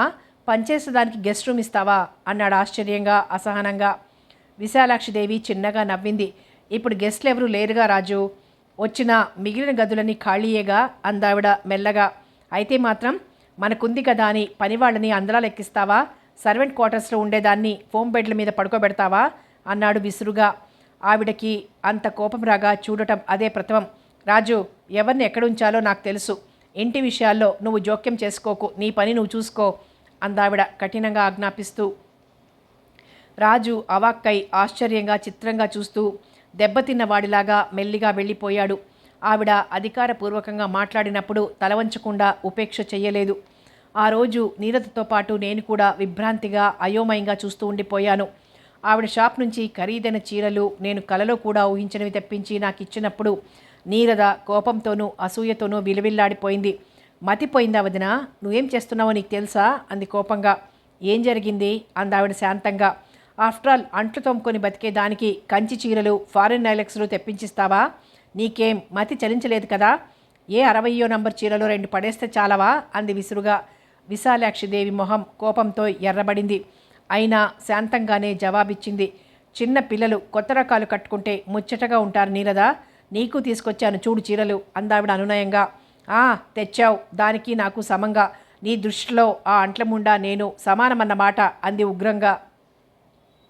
నీరద అని విశాలాక్షిదేవి పెట్టిన కేకకి నేను, నీరద, మిగిలిన పనివాళ్ళందరూ చిత్ర ప్రతిమలకి మళ్ళీ నిలబడిపోయాం. ఆశ్చర్యంతో ఆవిడని అంత ఆవేశంలో ఆ రూపంలో చూడటం అదే ప్రథమం నాకు. నీరద ఆశ్చర్యంలోంచి తెప్పరిల్లి క్రోధంగా చూస్తూ కత్తిలాంటి మాటలు విసిరి వెళ్ళిపోయింది. చూస్తున్నా గాని సంగతి అదంటే అంత పడిపోతున్నావు. ఇందులో ఏదో రహస్యముంది. నేను తెలుసుకోకపోతే నా పేరు నీరదే కాదు అంటూ వెళ్ళిపోయింది. విశాలాక్షిదేవి చేతుల్లో మొహం దాచుకుని వెక్కి వెక్కి ఏడవసాగింది. ఈ దృశ్యాన్నంతా చూస్తున్న నా హృదయం భయంతో గడ్డకట్టుకుపోసాగింది. దిమ్మెరపోయిన నా మనసుకి కర్తవ్యమేమిటో తెలియకుండా అయింది. ప్రశాంతంగా ఉన్న ఇంట్లో నా రాక ఇంత అశాంతికి కారణమైందా? ఆవిడికి నా మీద అంత వల్లమాలిన భయం, అంత వల్లమాలిన దయ ఎందుకో అర్థం కాదు. నేను అతి సామాన్యమైన దాసిదాన్ని. నేనెక్కడుండాలో అంతలో ఉంటేనే నాకు ఆవిడకి కూడా గౌరవప్రదం. నేను చీరలన్నీ ఆవిడ దగ్గరగా పెట్టాను. ఎందుకమ్మా నా మూలంగా మీరు బాధపడతారు? నాకింత వెలగల చీరలు కట్టుకోవడం కూడా తెలియదమ్మా. నేను అతి సామాన్యమైన పని మనిషిని. నాకు మీ దయ చాలమ్మా. ఇంత వెలగల వస్తువులు నాకొద్దు అన్నాను మెల్లిగా. ఆవిడ చేతులు చాచి నన్ను దగ్గరకు తీసుకుని గాఢంగా హృదయానికి హత్తుకొని నా తలని ముద్దు పెట్టుకుంది. ఆవిడ చేతులు ఆరాటంగా ఆత్రంగా నా శరీరాన్ని నిమురుతున్నాయి. నాకు తెలియకనే నా కళ్ళ నుంచి కన్నీరు రాల్సాగింది. నీకు నీకు తెలియదు భ్రమరా, నీకు తెలియదు నా బాధ అంటూ విశాలాక్షిదేవి నా గుండె మీద వాలి వెక్కి వెక్కి ఏడవసాగింది. నేను ఆవిడని పొదివి పట్టుకొని అనునయిస్తూ పక్క మీద కూర్చోబెట్టాను. మీరిలా బాధపడితే నేను రాణి అమ్మగారి దగ్గరికి వెళ్ళిపోతాను అన్నాను ఆవిడ కన్నీరు తుడుస్తూ. ఆవిడ వెంటనే ఏడుపు మాని నా వైపు జాలిగా చూసింది. వద్దు వద్దు భ్రమరా, నువ్వు వెళ్ళకు, నేను బాధపడను అంటూ కళ్ళద్దుకుంది. ఆ తరువాత 10 రోజులు గడిచిపోయినాయి. ఆవిడ మొహంలో మునుపటి చిరునవ్వు లేదు. మనిషి చాలా అశాంతిగా చిరాకుగా కనపడేది. ఎర్రబడి లోతుకుపోయిన కళ్ళు నిద్రలేని రాత్రులకి సాక్ష్యాలు పలికేవి. రాజభూషణం గారితో ఆవిడ 2-3 తడవలు ఘర్షణ పడటం నేను గమనించాను. భగవంతుడా, ఎంత పక్షపాతివి! ఒక అనాథని చూసి జాలిపడే వ్యక్తికి ఇంత బాధ తెచ్చిపెట్టావా? అది నా గురించి. నా మూలంగా ఆవిడ బాధపడకూడదు. అదే నేను చేయవలసిన పని.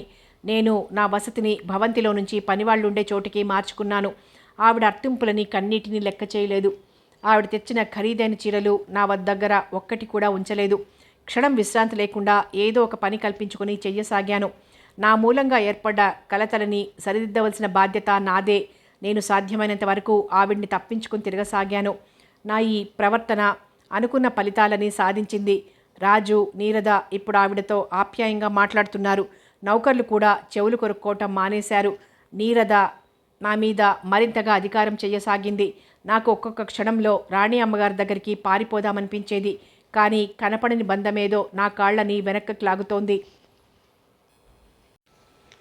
ఈ మధ్య నలుగురి ఎదుట నన్ను అవమానపరచటమే ధ్యేయంగా పెట్టుకుంది నీరద. ఆ రోజు తన ఫ్రెండ్స్ 10 మందిని టీకి పిలిచింది. బలవంతాన విశాలాక్షిదేవిని కూడా తీసుకొచ్చి వాళ్ళకి పరిచయం చేసింది. నేను పలహారాలన్నీ తీసుకువచ్చి టేబుల్ మీద అమర్చాను. విశాలాక్షిదేవి పరధ్యానంగా కూర్చుంది. ఈ నెల రోజుల్లోనూ ఆవిడ చాలా మారిపోయింది. మనిషిని అంతర్గత వేదనేదో పట్టుకొని పీడిస్తోంది. మనిషి రూపు అంత త్వరగా మారిపోవటం నేనెప్పుడూ ఎరగను. టీ కప్పులు తెచ్చి టేబుల్ మీద ఉంచుతున్నాను. చేయి తొణికి ఒక బొట్టు టీ నీరద చేతి మీద పడింది. అదే నా నేరం. నా చెంప చెళ్ళుమంది. నేను నిర్ఘాంతపోయి చెంప పట్టుకొని నిలబడ్డాను. విశాలాక్షిదేవి భద్రకాళిలా విజృంభించి నీరద 2 చెంపలు టపటపా వాయిస్తోంది. నీరద అడ్డుకోవాలన్న స్పృహ కూడా లేకుండా కళ్ళు పెద్దవి చేసి విమూడు రాలివలే ఆవిడని ఆశ్చర్యంతో చూస్తూ ఉండిపోయింది. నవ్వుతూ తుళ్ళుతూ ఉన్న స్నేహితులంతా శిలా విగ్రహాల్లాగా నిలబడిపోయారు. ఈ హఠాత్ సంఘటనకి విశాలాక్షిదేవి పిచ్చి పట్టిన దానిలాగా నీరద చెంపలు వాయిస్తూనే ఉంది. అదే సమయంలో లోపలికి వచ్చిన రాజభూషణం గారు రాజు ఏం జరుగుతుందో తెలియక విభ్రాంతిలో నీరదని ఆవిడ నుంచి విడిపించారు. రాజభూషణం గారు బలవంతాన ఆవిడని లోపలికి లాక్కువెళ్ళి గది తలుపులు మూసేశారు. నా మనసు మరింక ఏదీ చూసే శక్తిని కోల్పోయింది. నేను తూలిపోతూ వచ్చి నా పడక మీద వాలిపోయాను. తరువాత ఏం జరిగిందో నాకు తెలియదు. కానీ అర్ధరాత్రి నాకు మెలకువ వచ్చింది. ఒళ్ళంతా సలసలా కాగిపోతోంది. కళ్ళు తెరిపిడి పడటం లేదు. బలవంతాన కళ్ళు తెరిచి చూసి భయంతో కొయ్యబారిపోయాను. కిటికీలోంచి పడుతున్న గుడ్డి వెన్నెలలో బుగ్గన చెయ్యి పెట్టుకుని కూర్చున్న ఆకారాన్ని చూసి నా గుండెలు ఆగిపోతాయేమో అనిపించింది. ఎవరా మనిషి? దెయ్యం కాదు కదా? గాజులు గల్లుమన్నాయి. నా గుండె జల్లుమంది. ప్రాణం లేని శవంలాగా కళ్ళు తెరిచి అటే చూస్తూ ఉండిపోయాను. కదలటానికి కూడా భయం వేసింది. మరి కాసేపటికి ఆ ఆకారం నా దగ్గరగా వచ్చి నా నుదురు తడిమి చూసింది. నా ఒంటి నిండుగా దుప్పటి కప్పింది. నేను ఆ స్పర్శని గుర్తించాను. అది విశాలాక్షిదేవి. భయం తీరిపోయి ఆశ్చర్యంగా లేచి కూర్చున్నాను. అమ్మా, మీరా అన్నాను. ఆవిడ జవాబు వినపడలేదు. నా పక్కనే కూర్చుంది. నేల మీద నా తల రాస్తూ ఉండిపోయింది. కాలిపోతున్న నా నుదుటికి ఆ స్పర్శలో ఎక్కడలేని చల్లదనం, శాంతి, మరెంతో హాయి. నాకు గుండెల నిండా దుఃఖం పొర్లుకొచ్చింది. సాయంత్రం జరిగిన సంఘటన జ్ఞప్తికొచ్చింది. ఆ తరువాత ఏం జరిగి ఉంటుందో ఊహించడానికి కూడా భయం వేసింది. ఎందుకమ్మా నేనంటే మీకింత దయ అన్నాను ఆవిడ ఒడిని తలపెట్టుకుని ఏడుస్తూ. ఆవిడ విరక్తిగా నవ్విన నవ్వు వినపడింది. తలెత్తి చూశాను. ఎందుకంటే నిన్ను కన్న తల్లిని కనుక అందావిడ స్థిరంగా. నేను జ్వర తీవ్రతలో కలగనటం లేదు కదా అనిపించింది. ఏమిటమ్మా మీరనేది అన్నాను వణుకుతున్న కంఠంలో. నిజమేనమ్మా నేను చెప్పింది. ఆవిడ కంఠం నిర్వికారంగా ఉంది. నాకు అర్థం కావటం లేదమ్మా అన్నాను ఆవిడికి మరింత దగ్గరగా జరుగుతూ. సాయంత్రం జరిగిన సంఘటనతో ఆవిడికి మతి చెదరలేదు కదా. అర్థమయ్యేట్టు చెప్తాను విను తల్లి, లేకపోతే నేను పిచ్చిదాన్నవుతాను అందావిడ సంగ్రహంగా. విశాలాక్షిదేవి చెప్పిన కథ ఇది. రాణి అమ్మగారిది హోదా సంపదలకి ఆలవాలమైన కుటుంబం. ఆవిడికి విశాలాక్షిదేవి సురేంద్రబాబు ఇద్దరే బిడ్డలు. విశాలాక్షిదేవి హై స్కూల్లో చదువుతూ ఉండగా మాధవరావు అనే అతను ప్రైవేట్ చెప్పడానికి వచ్చేవాడు. యవ్వనంలో ఉన్న ఇద్దరి మనసులు స్పందించాయి. ప్రేమ మాటలు ఒకరికి మూగభాషలు చేసుకున్నాయి. లోకమంతా తమ ప్రేమలాగానే నిర్మలంగా ఉంటుందని, తమ వివాహానికి అడ్డుండదని తలచారు. ఫలితం విశాలాక్షి గర్భవతైంది. సంగతి తెలిసిన రాణి అమ్మగారు భర్త ఉగ్రులయ్యారు. మాధవరావునే వివాహమాడతాని విశాలాక్షి పట్టుబట్టింది. మాధవరావు విశాలాక్షి తల్లిదండ్రుల్ని బ్రతిమాలుకున్నాడు తమ వివాహం జరగనిమ్మని. విశాలాక్షి లేకుండా తను బ్రతకలేనన్నాడు. రాణి అమ్మగారు కించిత్ లెక్క చేయలేదు. పొట్ట గడిచే గతిలేని అనామకుడికి తమ పిల్లని కట్టబెట్టి దాని జీవితాన్ని వీధుల పాలు చేయలేను అన్నదావిడ. ఈ పెళ్లి సంఘంలో తమ హోదా గౌరవాలకి ఎంతటి నామోషియో ఆలోచించమంది. కనీసం తన కడుపులో పెరుగుతున్న అతని బిడ్డ కోసరమైన ఈ వివాహాన్ని జరగనివ్వమని జాలిగా వేడుకుంది విశాలాక్షి. ఆవిడ ప్రార్థనలు అరణ్యరోదనలే అయ్యాయి. మీదు మిక్కిలి విశాలాక్షి ఏ అఘాయిత్యానికి తలపడకుండా దిట్టమైన కాపలా ఏర్పడింది. కాశ్మీర్ వెళ్తున్నామని చెప్పి విశాలాక్షితో పట్నం చేరుకున్నారు రాణి అమ్మగారు. నెలలు నిండిన విశాలాక్షి ముచ్చటైన ఆడపిల్లని కన్నది. స్వహస్తాలతో శిశుహత్యకి పాల్పడలేని రాణి అమ్మగారికి రాజయ్య దైవంలాగా ప్రత్యక్షమయ్యాడు. 5,000తో పాటు బిడ్డను కూడా అతని చేతిలో ఉంచి తమ రహస్యాన్ని పట్టణంలోనే భూస్థాపితం చేసి తిరిగొచ్చారు రాణి అమ్మగారు. విశాలాక్షి దేవితో రాజయ్య ఎలా ఉంటాడో, ఏ ఊరో ఎవరో కూడా తెలియకుండా జాగ్రత్త పడింది రాణీదేవి. ఆవిడికి రాజయ్య ఆకారం తప్ప మరే వివరాలు తెలియవు. తన బిడ్డ జ్ఞాపకంగా గడ్డం కింద నయా పైసంత పుట్టుమంచ మాత్రమే జ్ఞాపకం విశాలాక్షికి. భగ్నహృదయుడైన మాధవరావు దూరంగా ఉన్న ఊరికి వెళ్ళిపోయాడు. విశాలాక్షిదేవిని లక్షాధికారి పక్కా వ్యాపారస్తుడు అయిన రాజభూషణానికిచ్చి అతి వైభవంగా వివాహం జరిపించారు. మాధవరావుకి విశాలాక్షి గర్భవతి అన్న సంగతి తెలుసు గాని మగబిడ్డో ఆడబిడ్డో ఆ బిడ్డగతి ఏమైందో కూడా కించిత్ తెలియదు. దురదృష్టవశాత్తు పెండ్లైన 18 సంవత్సరాలకు కూడా విశాలాక్షిదేవి కడుపు పండలేదు. లోపం రాజభూషణరావు గారిదేనని డాక్టర్లు ధృవపరిచిన తరువాత రాజుని పెంచుకున్నారు తమ వంశోద్ధరణకై. అది విశాలాక్షిదేవి చెప్పిన కథ. విధి ఆడించే నాటకంలో అనాథగా పెరిగి పెద్దదైన పసిబిడ్డే భ్రమరగా రాణి అమ్మగారింటికి చేరారు. నాకు పూర్తిగా తల్లిపోలికే వచ్చిందట. నన్ను చూడగానే రాణి అమ్మగారికి 18 సంవత్సరాల నాటి విశాలాక్షిదేవి రూపమే కనబడిందట. నా నుంచి గ్రహించిన వివరాలు సరిపోయినాయి. జీవిత చరమాంకంలోకి ప్రవేశించిన ఆవిడలో ఎనలేని పశ్చాత్తాపం ప్రారంభమైందట. నా దీనావస్థకి, ధనదౌర్బల్యంతో తల్లి బిడ్డల్ని విడదీసిన పాప ఫలితంగానే విశాలాక్షిదేవి గొడ్రాలుగా మిగిలిపోయిందని బాధపడిందట. విశాలాక్షిదేవికి ఈ నిజాన్ని ఎరుకపరిచి తన పాపాన్ని కొంతవరకు నిష్కృతి చేసుకుంది రాణి అమ్మగారు. నువ్వు నా కన్నబిడ్డవి తల్లి. వీళ్ళంతా నిన్ను అవమానించి అసహించుకుంటే నేనెలా ఊర్చుకోగలను? నువ్వే చెప్పమ్మా అంది విశాలాక్షిదేవి. ఆవిడ కన్నీరు ధారగా నా తల మీద పడుతూనే ఉంది. నా మనసు ఏ ఆలోచన లేకుండా తెల్ల కాగితంలాగా ఉంది. నాకు తెలిసింది ఒక్కటే, నేను అనాథను కాను. నాకు ఒక అమ్మ ఉంది. నన్ను నవమాసాలు మోసిన కన్న తల్లి ఉంది. నేను నోరారా పిలవటానికి ఒక అమ్మ ఉంది. ఇదే నాకు తెలిసింది. నేను అమ్మ ఒడిలో తలపెట్టి అలా ఎంతసేపు ఉన్నానో నాకే తెలియదు. అమ్మ ఒడిలో మొదటిసారిగా 18 సంవత్సరాల తర్వాత నిశ్చింతగా నిద్రపోయాను. అది నా జ్వర తీవ్రతో లేక నిద్రావస్థో నాకే తెలియదు. నేను కళ్ళు విప్పినప్పుడు నా ఎదురుగా అమ్మే ఉంది. ఆదుర్దాగా నా మొహంలోకి చూస్తోంది. నేను పరిసరాలు పరికించి చూశాను. నా పడక తిరిగి భవంతిలోకి మార్చబడింది. నా పక్కన టేబుల్ మీద రకరకాల మందు సీసాలున్నాయి. నేను 4 రోజుల తర్వాత ఆ రోజే కళ్ళు తెరిచానని అమ్మ చెప్పింది. అమ్మ కంటి మీద కొనుకు లేకుండా ఆ 4 రోజులు గడిపింది అనటానికి సాక్ష్యం అమ్మ రూపమే. మనిషి చాలా తగ్గిపోయింది. కానీ అమ్మ కళ్ళు స్వచ్ఛంగా నిర్మలంగా ప్రకాశిస్తున్నాయి. మరో 4 రోజులకు గాని లేచి తిరగలేకపోయాను. అమ్మ ఆప్యాయతలో, ఆదరణలో, ప్రేమలో కరిగిపోతూ జీవితమంతా అలా మంచం మీదే రోగంతో గడిచిపోతే ఎంత బాగుండును. కానీ విధికి దయలేదు. నేను తిరిగి ఆరోగ్యవంతురాలినయ్యాను. ఇన్ని రోజులు నా గదిలోకి ఏ ఒక్కరూ తొంగి చూసిన పాపాన పోలేదు. అమ్మ ఈ మధ్య ఎవ్వరిని లెక్క చేయటం మానేసింది. ఆ రోజు నేను తిరిగి పనివాళ్ల గదుల్లోకి నా నివాసాన్ని మార్చుతామనుకుంటున్నాను. అమ్మ పొద్దుటే హడావిడిగా నాకు అభ్యంగన స్నానం చేయించింది. తెల్లని కంచిపట్టు చీరకి ఎర్రని బార్డరు, చీరంతా జరీ పువ్వులు ఉన్న చీర తీసిచ్చి కట్టుకోమంది. ఏమిటమ్మా ఇవాళ విశేషం అన్నాను. నీ పుట్టినరోజు చిట్టి తల్లి అంది అమ్మ. నా పుట్టినరోజట, ఎంత ఆశ్చర్యకరమైన విశేషం. పుట్టిన 18 సంవత్సరాల తర్వాత మొదటిసారిగా నా పుట్టినరోజుని తెలిసింది ఈరోజే. అమ్మ బలవంతాన చీర కట్టుకోక తప్పలేదు. అమ్మ తన నగలన్నీ తీసి ఒక్కటొక్కటే నాకు అలంకరించసాగింది. నా తలదువ్వి వదులుగా జడవేసింది. జడలో గులాబీల మాల తురిమింది. నుదుట ఎర్రని తిలకం అందంగా తీర్చిదిద్దింది. నా కళ్ళకి కాటుక దిద్దింది. నా మొహం ఎత్తిపట్టి రెప్పవాల్చకుండా చూసి నా నుదుటన ముద్దు పెట్టుకుంది. నేను చలనరహితురాలిగా అమ్మ చేసే ఏ పనిని వ్యతిరేకించకుండా కూర్చున్నాను. వ్యతిరేకించడానికి నాలో ఏమైనా మిగిలి ఉంటే కదా. అమ్మ ఆప్యాయతలో, ప్రేమలో నేనెప్పుడో కరిగిపోయాను. తల్లి భ్రమరా అంది అమ్మ. అది అమ్మ పిలుపు. ఎంత తీయనైంది ఆ పిలుపు. నేను కళ్ళెత్తి చూసి చిరునవ్వు నవ్వాను. అమ్మ కళ్ళు నీళ్లతో నిండినాయి. నేను అమ్మ కన్నీటిని తుడిచి వంగి అమ్మ కాళ్ళకి నమస్కరించాను. అమ్మ నన్ను పైకి లేవనెత్తి కౌగిలించుకుంది. అమ్మా, మా నాన్న ఎక్కడున్నారమ్మా ఇప్పుడు అన్నాను మెల్లగా, ఆమె గుండెల్లో తలదాచుకునే. అమ్మ ఉలికిపాటు నాకు స్పష్టంగా తెలిసింది. అమ్మ సుడిగాలలో చివురుటాకులా వణికిపోయింది. నా తల మీద అమ్మ వేడి కన్నీరు కురిసింది. చెప్పమ్మా అన్నాను ప్రాధేయపూర్వకంగా. అమ్మ గుండె చప్పుడులో ఏదో స్థిర నిశ్చయం వినపడింది. 150 మైళ్ళ దూరంలో ఉన్న అమ్మ చెప్పేసింది నాకు కావాల్సిన విషయం.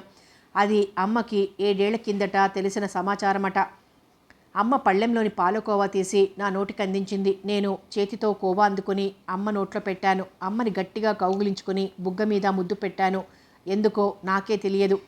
గుమ్మంలో అలికిడికి వెంతిరిగి చూశాను. రాజభూషణం గారి చెరో చెయ్యి పుచ్చుకుని రాజు, నీరద నిలబడి ఉన్నారు. నా మనసేదో కీడు శంకించింది. వాళ్ల వాలకం గమనించి గట్టిగా అమ్మ చేయి పట్టుకున్నాను. భయంగా. అమ్మ మొహంలో ఏమాత్రం జంకు కానీ భయం కానీ లేదు. వాళ్ల చూపుల్ని ధైర్యంగా ఎదుర్కొంది. చెప్పు, దానికి నీకు ఏమిటి సంబంధం? నీరద గొంతు హేళనగా ఉరిమింది. మిన్ను విరిగి నా మీద పడ్డట్లయింది. రాజు, నీరద హేళనగా చూస్తున్నారు అమ్మ వైపు. క్రోధంగా, అసహ్యంగా చూస్తున్నారు. నేను బెదురుగా రాజభూషణం గారి వైపు చూశాను. ఆయన మొహం గంభీరంగా ఉంది. ఈ జరగబోతున్న సన్నివేశం పరికించటం ఏమాత్రం ఇష్టం లేని వాడిలాగా నిలబడి ఉన్నారు. సూటిగా అమ్మవైపు చూస్తున్నారు. నేను అమ్మవైపు చూశాను. అమ్మ మొహం ఓ నిర్ణయానికి వచ్చినట్లు ప్రశాంతంగా ఉంది. ఆవిడ ఏదో చెప్పటానికి నోరు తెరవబోయింది. నాలో వివేకం ఒక్కసారి మేల్కొంది. ఏమిటి అమ్మ చెయ్యబోయే పని? నేనెవరో చెప్పేస్తుందా? తన ఇన్ని సంవత్సరాల రహస్యాన్ని బట్టబయలు చేస్తుందా? ఆ తరువాత అమ్మ పరిస్థితి ఏమిటి? రాజభూషణం గారు సహిస్తారా? లోకం దృష్టిలో అమ్మ స్థానం ఏమిటి? ఈ వయసులో అమ్మ నెత్తిన నింద మోపుకొని ఎక్కడికి వెళ్తుంది? ఇంతకాలం ఉన్న పరువు, మర్యాదలు, సిరి సంపదలు, హోదా, గౌరవాలు వీటన్నింటికీ దూరంగా లోకం చేత వేలెత్తి చూపించబడుతూ భర్త పరిత్యక్తి అయిన అమ్మ. ఓహ్, నాకు ఆ ఊహ భరించరానిది. ఆ తలంపే తలవకూడనిది. అమ్మ నిజం చెప్పకూడదు. ఈ అనాథ కోసం అమ్మ జీవితం సుడిగుండంలో ఇరుక్కోవడం నేను సహించలేను. ఇదంతా ఒక్క క్షణంలో జరిగిపోయింది నా మనసులో. నోరు తెరిచి ఏదో చెప్పబోతున్న అమ్మని వారిస్తూ 2 అడుగులు ముందుకు వేశాను. 2 చేతులు జోడించి రాజభూషణం గారి ఎదురుగా నిలబడ్డాను. చెప్పవేం, అది నీకేమవుతుంది? రాజు గొంతు మేఘ గర్జన్లాగా ఉరిమింది. నేను నీరద వైపు కానీ రాజు వైపు కానీ చూడలేదు. నేను అమ్మగారికి ఏమీ కాను బాబు. మా అమ్మగారు చిన్నతనంలో ప్రాణ స్నేహితులట. నన్ను కని మా అమ్మ కన్ను మూసింది. ఆ తరువాత మా నాన్నతో దేశాలు తిరిగాను. ఆయన భయంకరమైన పేదరికంలో చనిపోయారు. నేను అనాథగా మిగిలిపోయాను. బ్రతుకు తెరువుకి రాణి అమ్మగారింట్లో పనికి కుదిరాను. అమ్మగారు తన చిన్ననాటి నెచ్చెలిని నాలో చూసి జాలితో దయతో కరిగిపోయారు. నా దుస్థితికి కన్నీరు కార్చారు. ఒకనాటి తన ప్రాణసఖి కన్నబిడ్డక ఈ దుర్భర స్థితి అని నన్ను ఆవేదనతో తమ వెంట తీసుకొచ్చారు. ఆవిడ నాకు తల్లి లాంటివారు. మా సంబంధానికి కళంకాన్ని అంటకట్టకండి బాబు.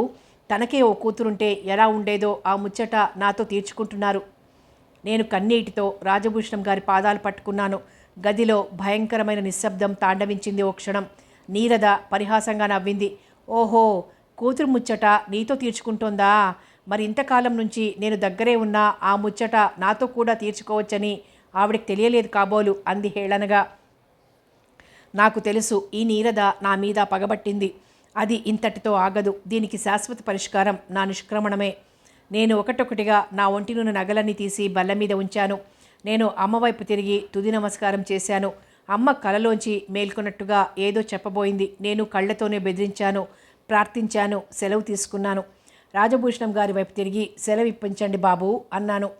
ఆయన ఇదంతా నమ్మాలా వద్దా అన్నట్లు సందిగ్ధంగా నిలబడ్డారు. నేను గదిలోంచి బయటకు వచ్చేశాను. నేను నా మామూలు చీర కట్టుకుని విడిచిన చీరని మడతపెట్టి బల్ల మీద ఉంచి కాగితం తీసుకుని చిన్న పెన్సిల్ ముక్కతో అమ్మ పేర చిన్న ఉత్తరం రాసి హాల్లో టేబుల్ మీద ఉంచాను. అమ్మ, అనాథగా పెరిగిన నాకు మీ చల్లని ఆదరణలో, ఆప్యాయతలో అమ్మ ప్రేమ ఎలాంటిదో తెలియచేశారు.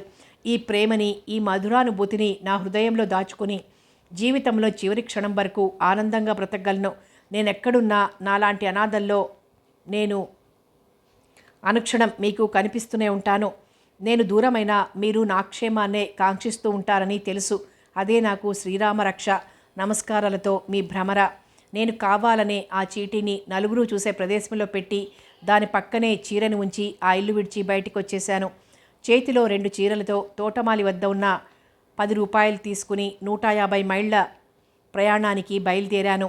పట్టణము పల్లేగాని స్టేషన్లో చేతిలో మిగిలిన 2 రూపాయలతో చెదురుమదురుగా జనం తిరుగాడుతున్న ప్లాట్ఫామ్ మీద నిలబడ్డాను.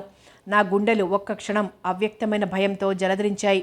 ఒకవేళ ఆ మాధవరావు గారు ఎవరి దర్శనార్థమై నేను ఇంత దూరం వచ్చానో, నేనెప్పుడూ చూడని ఆ జన్మదాత ఒకవేళ ఈ ఊర్లో లేకపోతే అన్న భయం. మనసులో భయంకర యుద్ధం చేస్తున్న ఊహల్ని పక్కకు నెట్టి స్టేషన్ మాస్టర్ దగ్గరికి వెళ్ళాను. ఈ ఊళ్ళో మాధవరావు గారని ఉన్నారట, ఎక్కడుంటారో చెప్పగలరా అన్నాను. ఆయన ఓసారి కళ్ళజోడు తీసిపెట్టుకొని, మాధవరావా, ఫోర్మెన్ మాధవరావా అన్నారాయన. ఈ మాధవరావు గారు పిల్లలకి ప్రైవేట్లు చెప్తారండి అన్నాను. నిజానికి అంతకంటే ఎక్కువ సమాచారం ఏమీ నాకు తెలియదు ఆయనను గూర్చి. ఆయన 2 నిమిషాలు ఆలోచించి, తెలియదమ్మా అన్నారు. నిరాశతో నా మనసు కృంగిపోయింది. ఆయన నా నిరాశని పసికట్టారల్లే ఉంది. ఉండు, విశ్వాన్ని అడుగుతానంటూ రూమ్ లోపలికి వెళ్ళారు. ఆ విశ్వం గారు అక్కడి క్లర్క్ కాబోలు బల్ల ముందర కూర్చొని తదేకంగా రాస్తున్నారు. ఏవయ్యా, మాధవరావట ప్రైవేట్లు చెప్తాట, నీకు తెలుసా అన్నారాయన. విశ్వం గారు తలెత్తి చూసి, ఏ మాధవరావు? ఐఓసి మాధవరావా, ఎల్ఐసి మాధవరావా అన్నాడు. మిణుకుమంటున్న నా ఆశ కాస్త దిగజారిపోసాగింది. ఆయన ఏ మాధవరావు గారో నాకు తెలియదు. తెలిసిందల్లా ప్రైవేట్లు చెప్తారన్న ఆధారం మాత్రమే. అయితే మీరు చెప్పేది ఏఎస్ఎన్ మాధవరావు ఉంటుంది అన్నాడా విశ్వం గారు. ఆయన ప్రైవేట్లు చెప్తారా అన్నాను ఆశగా. ఆహా, ఆ ఏఎస్ఎన్ స్కూల్లో లెక్కల టీచర్, ఇంటి దగ్గర కూడా ప్రైవేట్ చెప్తాడు అన్నారాయన. ఆరిపోతున్న ఆశాదీపం గప్పున మళ్ళీ వెలిగింది. ఆయన ఇంటి గుర్తులు చెప్పారు. నా కృతజ్ఞతలు తెలియజేసుకుని బయటపడ్డాను. దరి త్రోవా తెలియని ఈ ప్రదేశంలో నడిచి వెళ్ళటం కాని పని. రిక్షా అతనికి గుర్తులు చెప్పాను. రూపాయి ఇయ్యండమ్మా, ఇంటి ముందర దించేస్తానన్నాడు. నేను మారు మాట్లాడక రిక్షా ఎక్కి కూర్చున్నాను. ఒకవేళ ఆయన నాకు కావలసిన వ్యక్తి కాకపోతేనో, ఆ ఊహకి కూడా భరించలేనంత భయం వేసింది. ఒకవేళ ఆయన నన్ను గుర్తుపట్టడానికి నిరాకరిస్తేనో, అసలు ఆయనకి తనకి ఆడబిడ్డో మగబిడ్డో అన్న సంగతి కూడా తెలియదని చెప్పిందే అమ్మ. ఆయనకి భార్య బిడ్డలు ఉంటారు కదా, నన్ను నేను ఎలా పరిచయం చేసుకోవాలి? తేలుకొండిలాగా ఓ దాని తర్వాత మరొకటి తలెత్తి నన్ను వేధిస్తున్న ప్రశ్నలు. మధ్య మధ్య రిక్షావాడు ఓ వీధి చివర ఉన్న ఇంటి ముందు రిక్షా ఆపి, దిగండమ్మా అన్నాడు. వాడి డబ్బు తీసుకుని వెళ్ళిపోయాడు. నేను ఆ ఇంటి వైపు పరీక్షగా చూశాను. దాదాపు అంతిమ దశలో ఉన్న ప్రహరీ గోడకి గేటు స్థానంలో వెదురుబద్దలతో తయారు చేసిన తలుపు తీగలతో బిగించి ఉంది. సున్నం మొహం చూసి చాలా కాలమైన గోడలతో చిన్నపాటి పెంకుటిల్లు లోపలగా ఉంది. వాకిల్లోని ఖాళీ స్థలంలో 2 మందార మొక్కలు, మల్లిపందిరి ఉన్నాయి. గోడవారగా ఓ గన్నేరు చెట్టు పూలతో నిండుగా ఉంది. నేను తడబడే అడుగులతో గేటు తీసుకుని లోపలికి నడిచాను. వరండాలో 2 కుర్చీలు, ఓ చాప వేసి ఉన్నాయి. ఇంటి వెనక వైపు నుంచి ధ్వనులు వినబడుతున్నాయి, కానీ మనిషి జాడలేదు. నాకు ఎలా పిలవాలో అర్థం కాలేదు. అలాగే నిలబడిపోయాను. ఎవరో వస్తున్న పదధ్వని నా నాలిక తడారిపోసాగింది. నా కాళ్ళు చచ్చుబడినట్లుగా అయ్యి నిలబడలేననిపించింది. నా శరీరం చిన్నగా వణకసాగింది. ఆయన బయటికొచ్చారు. 40 దాపుల వయసును మించిన వృద్ధాప్యపు ఛాయలు, తెల్ల దోవతి, తెల్ల చొక్కా, కళ్ళజోడు, ఆకు చెప్పులు. ఆయన నన్ను చూసి గుమ్మంలోనే ఆగిపోయారు. ఎవరమ్మా అన్నారు మెల్లగా. మాధవరావు గారు మీరేనా అన్నాను పొడారిపోతున్న నాలుకని పెగిల్చుకొని. నేనే మాధవరావుని. నువ్వెవరమ్మా అన్నారు దయగా. నేనెవరినని చెప్పాలి? ఏం చెప్పాలి? నాకు కావలసిన వ్యక్తి ఈయన అవునో కాదో తెలుసుకోవాలి. ఆయన నా సందేహం గమనించి ఆశ్చర్యంగా చూశారు. కూర్చోమ్మా అన్నారు. మీకు విశాలాక్షి తెలుసునా అన్నాను కంఠం వణుకుతుండగా. ఆయన ఒక్క క్షణం కనుబొమ్మలు ముడిచి నా వైపు వింతగా చూశారు. ఏ విశాలాక్షి అన్నారు. దాదాపు 18 సంవత్సరాల క్రితం మీకు పరిచయం ఉన్న ఆవిడ అన్నాను ఆయన ముఖంలోని భావాలు పరీక్షగా చూస్తూ. ఆయన ఒక అడుగు ముందుకు వేశారు. ఆవిడ నాకేమవుతుంది అన్నారు. నా సందేహం తీరిపోయింది. నాకు కావలసిన వ్యక్తి ఈయనే. నాకు చెప్పలేని ఆనందం కలిగింది. తదేకంగా ఆయన మొహంలోకి చూస్తూ ఉండిపోయాను. ఆయన విచిత్రంగా చూస్తూ తన ప్రశ్నని మళ్ళీ అడిగారు. మా అమ్మ అన్నాను. ఆయన ఉలిక్కిపడి చూశారు. అర్థం కానట్టు చూశారు. మా నాన్న మీరని అమ్మ చెప్పింది అన్నాను గుండెలు చిక్కబట్టుకొని. నేను మీ బిడ్డని నాన్న అని తన్ను తాను ఎరుకపరుచుకోవాల్సిన దౌర్భాగ్యం మరే ఆడపిల్లకి వద్దు. ఆయన ఓ అడుగు ముందుకొచ్చి నా మొహంలోకి తదేకంగా చూశారు. నా చేతిలోని చిన్న పెట్టెను చూశారు. ఆ కళ్ళల్లో ఇది నిజమా అన్న ఆశ్చర్యం, ఎలా సంభవం అన్న సందేహం, ఏం చెయ్యాలి అన్న ఆలోచన, తెరలు తొలగించుకుని తొంగి చూస్తున్న జ్ఞాపకాలు. నేను ఆత్రంగా ఆయన మొహంలోకే చూస్తున్నాను. అలా ఎంతకాలం గడిచిందో నాకు జ్ఞాపకం లేదు. అమ్మా అన్నారు ఆయన 2 చేతులు చాపి. నాన్న అంటూ ఆ చేతుల్లో వాలిపోయాను. నా గుండెల్లో ఇన్ని సంవత్సరాలుగా గూడు కట్టుకున్న బాధని, ఆవేదనని, దుఃఖాన్ని ఆయన గుండెల మీద వాలి తీర్చుకున్నాను. ఆయన కన్నీరు నా వీపు మీద అమృతపు చినుకుల్లాగా రాలుతున్నాయి. నా దుఃఖోద్వేగం తగ్గిన తర్వాత నాన్న నన్ను చాప మీద కూర్చోబెట్టి తను పక్కనే కూర్చున్నారు. నేను నా ఊహ తెలిసింది మొదలు ఆ క్షణం వరకు జరిగిందంతా ఆయనకి వినిపించాను. నాన్న నేను చెప్పేదంతా ఊహానేత్రంలోంచి గమనిస్తున్నట్లుగా కళ్ళు మూసుకొని కూర్చున్నారు. మిమ్మల్ని ఓసారి చూడాలనిపించింది నాన్న, అందుకే వెతుక్కుంటూ వచ్చాను అన్నాను చివరికి. ఆయన నా మొహాన్ని 2 చేతులతో పొదివి పట్టుకొని నా తలని ముద్దు పెట్టుకున్నారు. నేను చాలా అదృష్టవంతుడినమ్మా భ్రమరా, నేను గుర్తించలేనని చెప్పి నా తల్లే నా దగ్గరకు నడిచొచ్చింది అన్నారు. ఇంకా నీకే భయం లేదు తల్లి, నీ తండ్రిని నేనున్నాను. ఇంతవరకు పడిన బాధలన్నీ మర్చిపో, నీకేం బెంగలేదు తల్లి అన్నారు నా వీపు నిమురుతూ ఆప్యాయంగా. కానీ నేను దురదృష్టవంతురాల్ని కదా. నా దౌర్భాగ్యంతో అమ్మని వెదపెట్టి ఇక్కడికి వచ్చాను. ఇక్కడ కూడా నా దురదృష్టం నా తండ్రిని పట్టుకుని పీడిస్తుందేమోనన్న భయం నా అంతరాంతరాల్లోంచి తొంగి చూస్తోంది. కానీ ఇక్కడ మాత్రం మొదటిసారిగా దురదృష్ట దేవతే ఓడిపోయింది. నాన్న నన్ను లోపలికి తీసుకువెళ్ళి కంచంలో అన్నం పెట్టి ఎదురుగా కూర్చున్నారు. కొసరి తినిపించారు. నేను భోజనం చేస్తున్నంతసేపు ఆయన కళ్ళద్దుకుంటూనే ఉన్నారు. కొద్ది రోజులు ఆ చుట్టుపక్కల వాళ్ళు, నాన్న పరిచితులు, బంధువులు నన్ను వింతగా చూసేవారు. మీకు మొదట ఓ పెళ్ళై ఓ బిడ్డ కూడా ఉందన్న సంగతి మాకెవరికీ తెలియదు మాస్టారు అనేవారు ఆశ్చర్యంగా. మరి ఇన్నేళ్ల నుంచి ఈ అమ్మాయి ఎక్కడుంది అనేవారు సందేహంగా. ఈ సంగతి నిజమేనంటారా? మాకు మాట మాత్రమైనా తెలియకుండా ఉంటుందా మాధవరావు అనేవారు అయోమయంలో పడ్డ బంధువులు అపనమ్మకంగా. నాన్న అందరితోనూ ఒకే మాట చెప్పారు. తను చదువుకునే రోజుల్లో కనీసం తల్లిదండ్రులకు కూడా తెలియకుండా ఒక ఆవిడని పెళ్ళాడానని, ఈ బిడ్డని కని ఆమె చనిపోయిందని, పసిబిడ్డ తాత ముత్తాతల దగ్గర పెరిగి పెద్దదైందని, ఇప్పుడు వాళ్ళు కూడా మరణించడంతో తన దగ్గరకు వచ్చానని నమ్మిన వాళ్ళు నమ్మారు, లేని వాళ్ళు 4 రోజులు చిత్రంగా చెప్పుకుని ఊరుకున్నారు. నాన్న ఎవరేమనుకున్నా లెక్క చేయలేదు. నాన్న అమ్మ నుంచి దూరంగా వెళ్ళిపోయి ఆ ఊర్లో స్థిరపడిన తర్వాత తిరిగి వివాహం చేసుకున్నారు. ఆవిడికి 2 ఆడపిల్లలు, 1 మగబిడ్డ. ఆవిడ 4 సంవత్సరాల క్రితం చనిపోయిందట. వనజ నాకంటే 2 సంవత్సరాలు చిన్నది. ఆ తర్వాతది రమ. ఆఖరివాడు శ్రీనివాసు. 10 ఏళ్ల వాడు. ఇంటి భారాన్నంతా వనజ సహాయంతో నాన్నే నిర్వహించేవారు ఇంతకాలంగా. ఆ రోజు నేను అక్కడ అడుగుపెట్టిన నాడు 3 ఫ్లూ జ్వరాలతో ఒళ్ళు తెలియకుండా పడున్నారు. రమా, శ్రీనివాసు నా దగ్గర త్వరగానే చనువైపోయారు. కానీ బాగా గ్రహింపు తెలిసిన వనజ నన్ను మొదట అనుమానంగా చూసేది. వనజ మనసులో ఏమైనా విరోధ భావాలుంటే ఆ పిల్ల జ్వరంలో నేను చేసిన సపర్యలతో సమిసిపోయాయి. ఇంటి బాధ్యతనంతా నా చేతుల్లోకి తీసుకున్నాను. వనజకిప్పుడు తీరుబడిగా విశ్రాంతిగా చదువుకోవటానికి కావలసినంత టైము. అక్క అంటూ ప్రతిదానికి నా సలహా అడిగేది. నాన్న క్షణక్షణానికి అమ్మా భ్రమరా అని పిలుస్తూ ఉండేవారు. ఒక్కొక్క క్షణంలో నా జీవితాన్ని చూసి నేనే ఆశ్చర్యపడేదాన్ని. నా అనేవారు లేని అనాథకి నన్ను కన్న తల్లి, తండ్రి, అక్క అని నోరారా పిలిచే తోడబుట్టినవారు. భగవాన్, ఇంత దయని కురిపించావు, దీనికి నేనెలా కృతజ్ఞతలు తెలుపుకోను అంటూ ఏడ్చేదాన్ని. అమ్మ గుర్తుకొచ్చి నా గుండెలు నొక్కేసినంత బాధ కలిగేది. నేను ఇంటి పరిస్థితులన్నీ త్వరలోనే ఆకలింపు చేసుకున్నాను. నాన్నకి స్కూల్లో వచ్చే జీతం, ప్రైవేట్ల మీద వచ్చేది ఇంటి నిర్వహణకి బొటాబొటిగా సరిపోయేది. నాన్నకున్న స్థిరాస్తి ఆ పెంకుటిల్లు 3 ఎకరాల పొలం మాత్రమే. నాన్న వనజ పెళ్లి కోసమని కొంచెం అతి కష్టం మీద వేరే దాస్తూ ఉండేవారు. ఆ సొమ్ము 3,000 వరకు ఉంది. మరో 2 ఏళ్లలో మరో 2,000 జమ చేసి వనజ వివాహం జరిపించాలని నాన్న అభిప్రాయం. ఇంట్లో తినేనోళ్లకి మరోటి జతపడేటప్పటికీ పరిస్థితి కొంత గిజగిజగానే ఉంది. నాన్న వనజ పెండ్లి కోసం కూడబెట్టిన సొమ్ములోంచి కొంచెం కొంచెంగా వాడసాగారు. నాకు అదెంత మాత్రమూ ఇష్టం లేదు.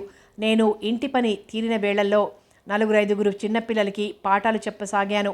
ఆ సొమ్ము చెప్పుకోదగింది కాకపోయినా ఇంట్లో చిల్లర ఖర్చులకి వాడుతూ ఉండేదాన్ని.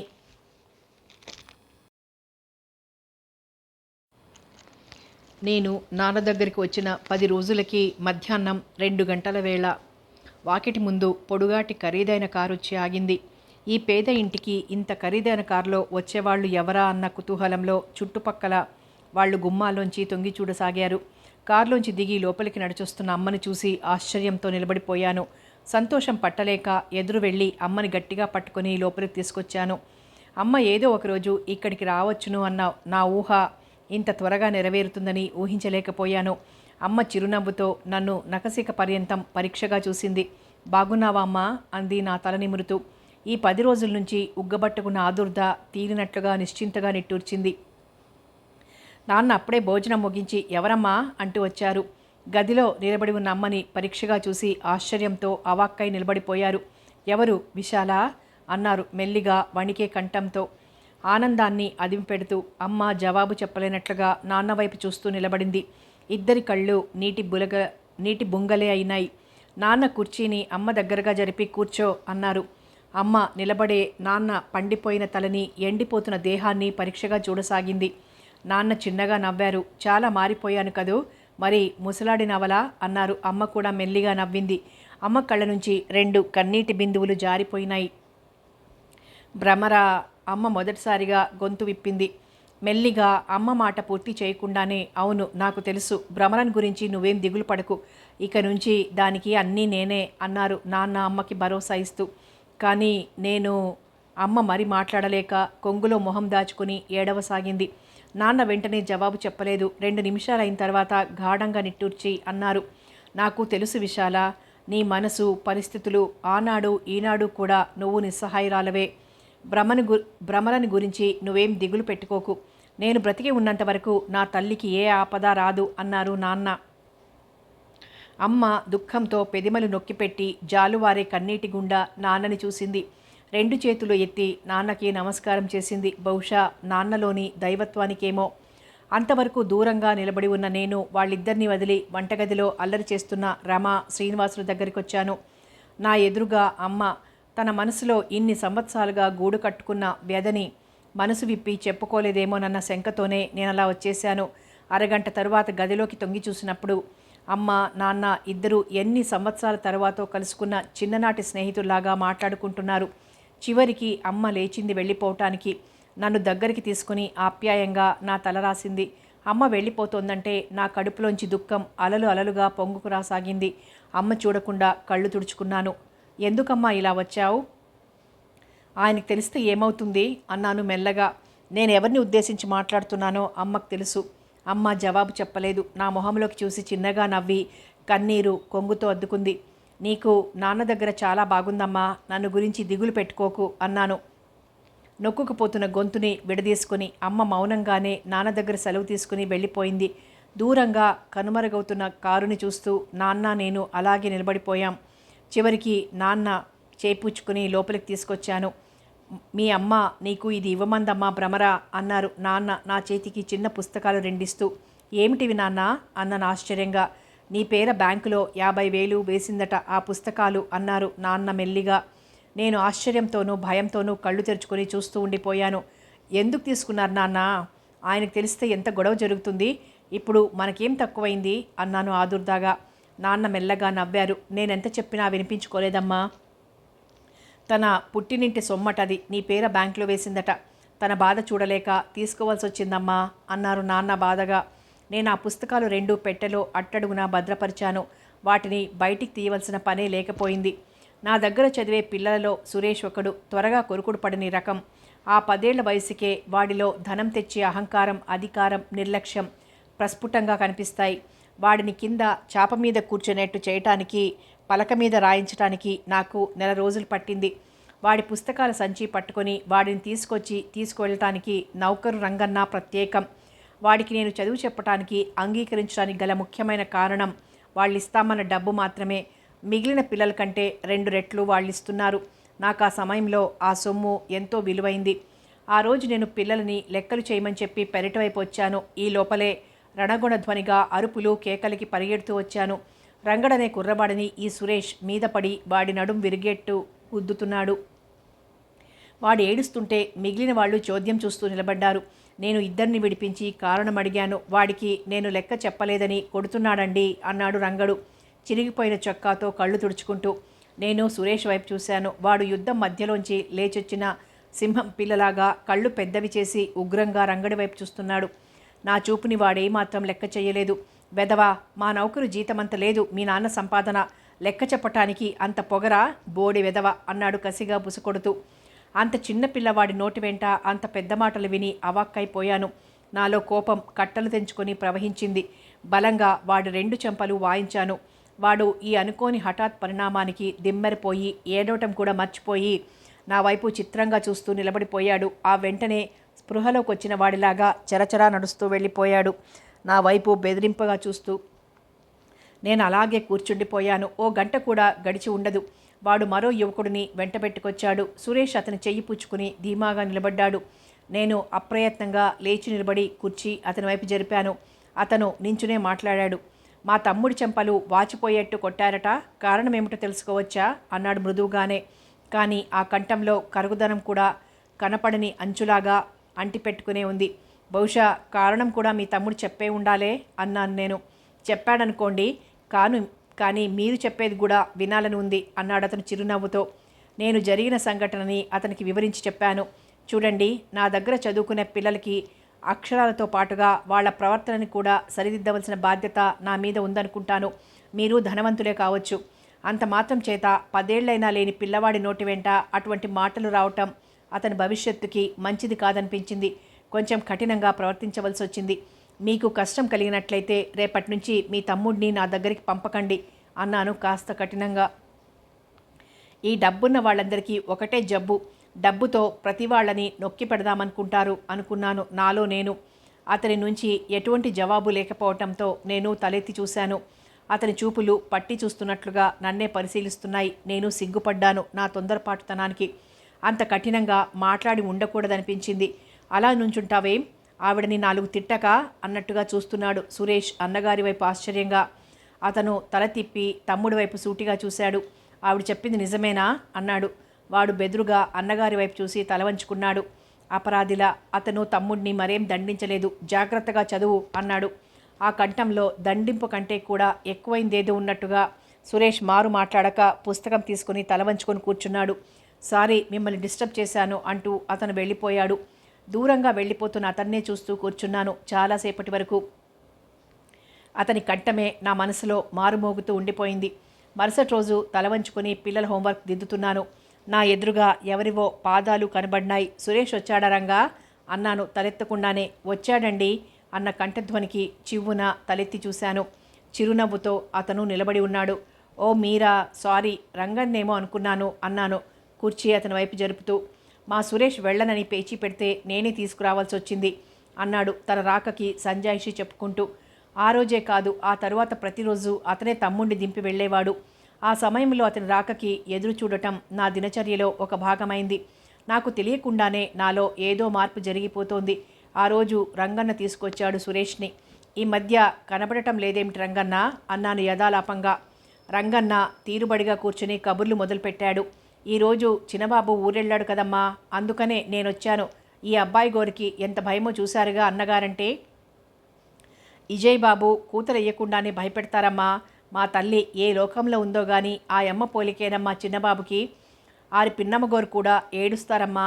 చిన్నబాబంటే నీకెందుకు బాబు శ్రమ, అబ్బాయి గోర్ని నేను దింపుతా కదా అంటే ఇనుకోనండి ఇజయ్ బాబు. పర్లేదులే రంగన్న, నేను ఊరికే కూర్చొని ఏం చేసొస్తాను, నువ్వు మరో పని చూసుకో అంటారండి. చిన్నబాబు ఇదేశాలు ఎడతాడంటమ్మా. ఇవాళ ఆ పని మీదే వెళ్ళినారు. ఆ తరువాత రంగన్న మాటలు వినపడలేదు. నా బుగ్గల్లోకి వెచ్చటి ఆవిర్లాంటిది పాకింది. నా కళ్ళు సిగ్గుతో వాలిపోయి నా మనసు మధురగానం చెయ్యసాగింది. ఆ చిన్నబాబు రోజు కావాలనే మా ఇంటి దగ్గర తమ్ముణ్ణి దింపిపెడుతున్నాడు. కారణం ఊహించటానికి సిగ్గుతో నా మనసు ముడుచుకుపోయింది. మరో 4 రోజులు నా కళ్ళు ఆతృతగా అదే సమయానికి ఎదురు చూసేవి. రంగన్నను చూసి నిరాశతో వాలిపోయేవి. ఆ రోజు సురేష్ లోపలికొచ్చి కూర్చున్నాడు. నేను అప్రయత్నంగా గేటు వైపు చూశాను. అతను అక్కడ నిలబడి ఉన్నాడు. నా హృదయం ఒక్కసారి ఆనందంతో గంతులేసింది.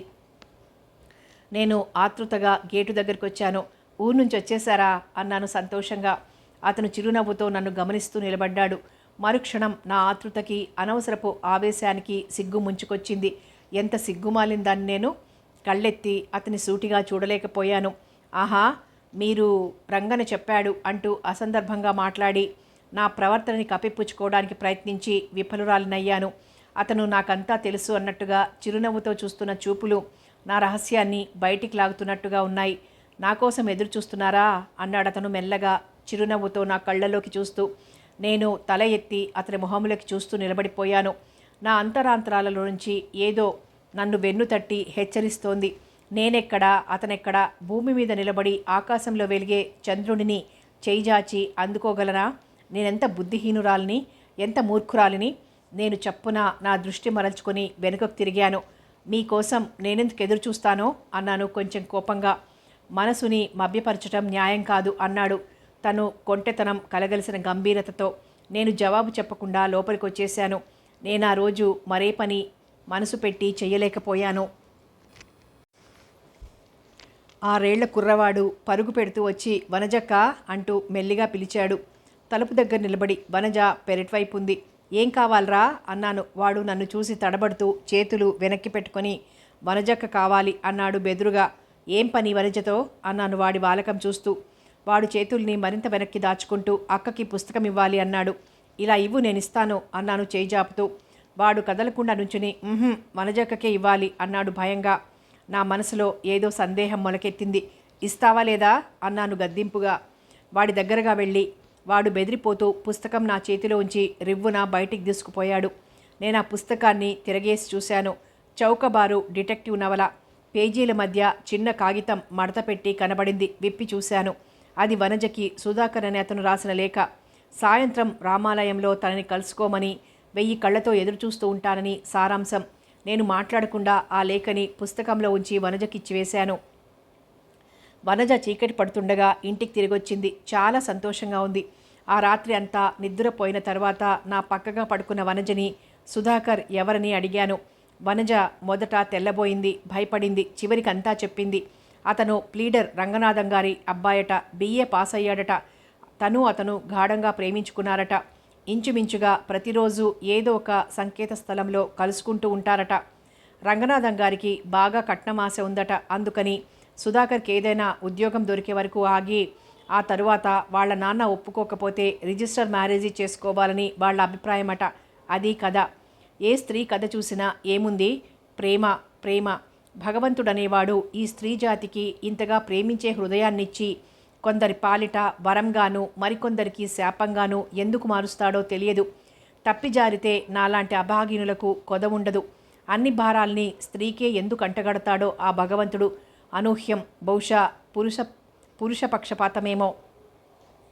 నేను వనజకి తన పెళ్లి జరిగేట్టుగా చూస్తానని తొందరపడి ఏ ప్రమాదము తెచ్చుకోవద్దని హెచ్చరిస్తూ, స్త్రీ జీవితం ఎంత సున్నితమైందో, దాన్ని చేజార్చుకుంటే ఫలితాలు ఎలా ఉంటాయో చాలాసేపు బోధిస్తూ ఉండిపోయాను. నేను ఏ తప్పు చేయలేదక్కా అంది వనజ బావురమంటూ.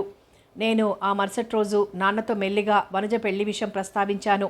వనజ సుధాకర్ల విషయం వివరించి చెప్పాను. నాన్న మౌనంగా విన్నారు. వాళ్ల వివాహం సాధ్యమైనంత త్వరలో జరిగేట్టుగా చూడమని చెప్పాను నాన్నతో. నాన్న చిన్నగా నవ్వారు. ముందుగా మొదటి బిడ్డకు వివాహం కాకుండా చిన్నవాళ్ళకి చెయ్యకూడదమ్మా.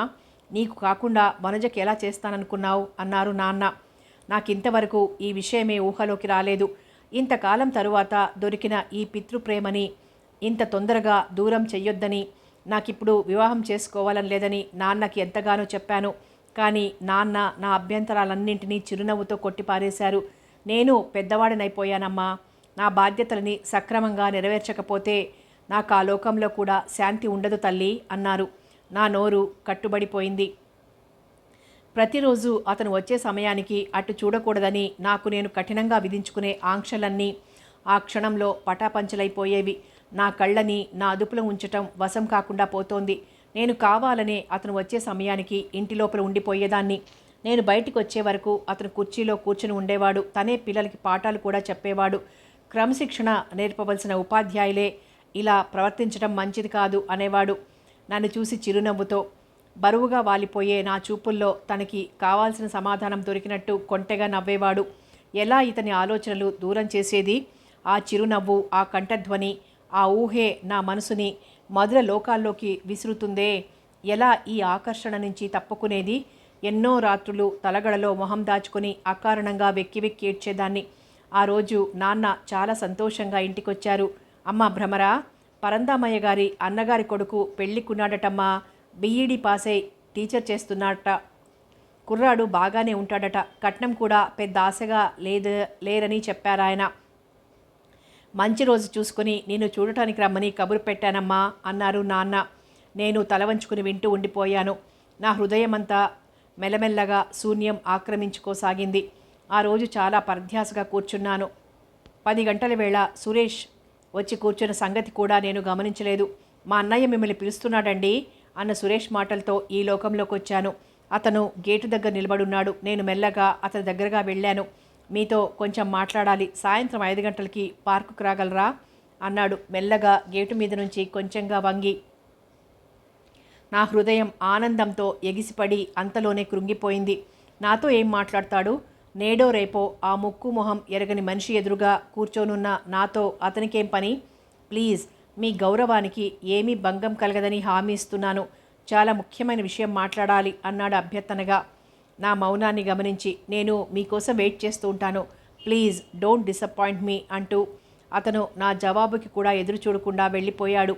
సాయంత్రం 5 గంటలు కావస్తోంది. ఏం మాట్లాడతాడు అతను? అదే నన్ను వేధిస్తోంది. అతనేం చెప్పినా నేను చెప్పబోయేది ఒకటే. కొద్ది రోజులు నా జీవితంలో మరో అపరిచిత వ్యక్తి ప్రవేశించనున్నాడు. దయచేసి నా మనసుని మీ మాటలతో మైమరిపించి, మీ రూపంతో నన్ను సమ్మోహనపరిచి, నన్ను ఎండమావుల వెంట పరిగెత్తించకండి అని ప్రార్థిస్తాను. ఆ ఊహకే నా కళ్ళు నిండిపోయాయి. తడబడే అడుగులతో పార్కుకొచ్చాను. చాలాసేపటి నుంచి ఎదురు చూస్తున్నట్లుగా అతను చేతులు ప్యాంటు జేబుల్లో పెట్టుకుని పచార్లు చేస్తున్నాడు. నన్ను చూడగానే అతను చిరునవ్వుతో ఎదురొచ్చాడు. ఇద్దరం పార్క్ లోపల పొదగా పెరిగిన చెట్టు పక్కగా కూర్చున్నాం.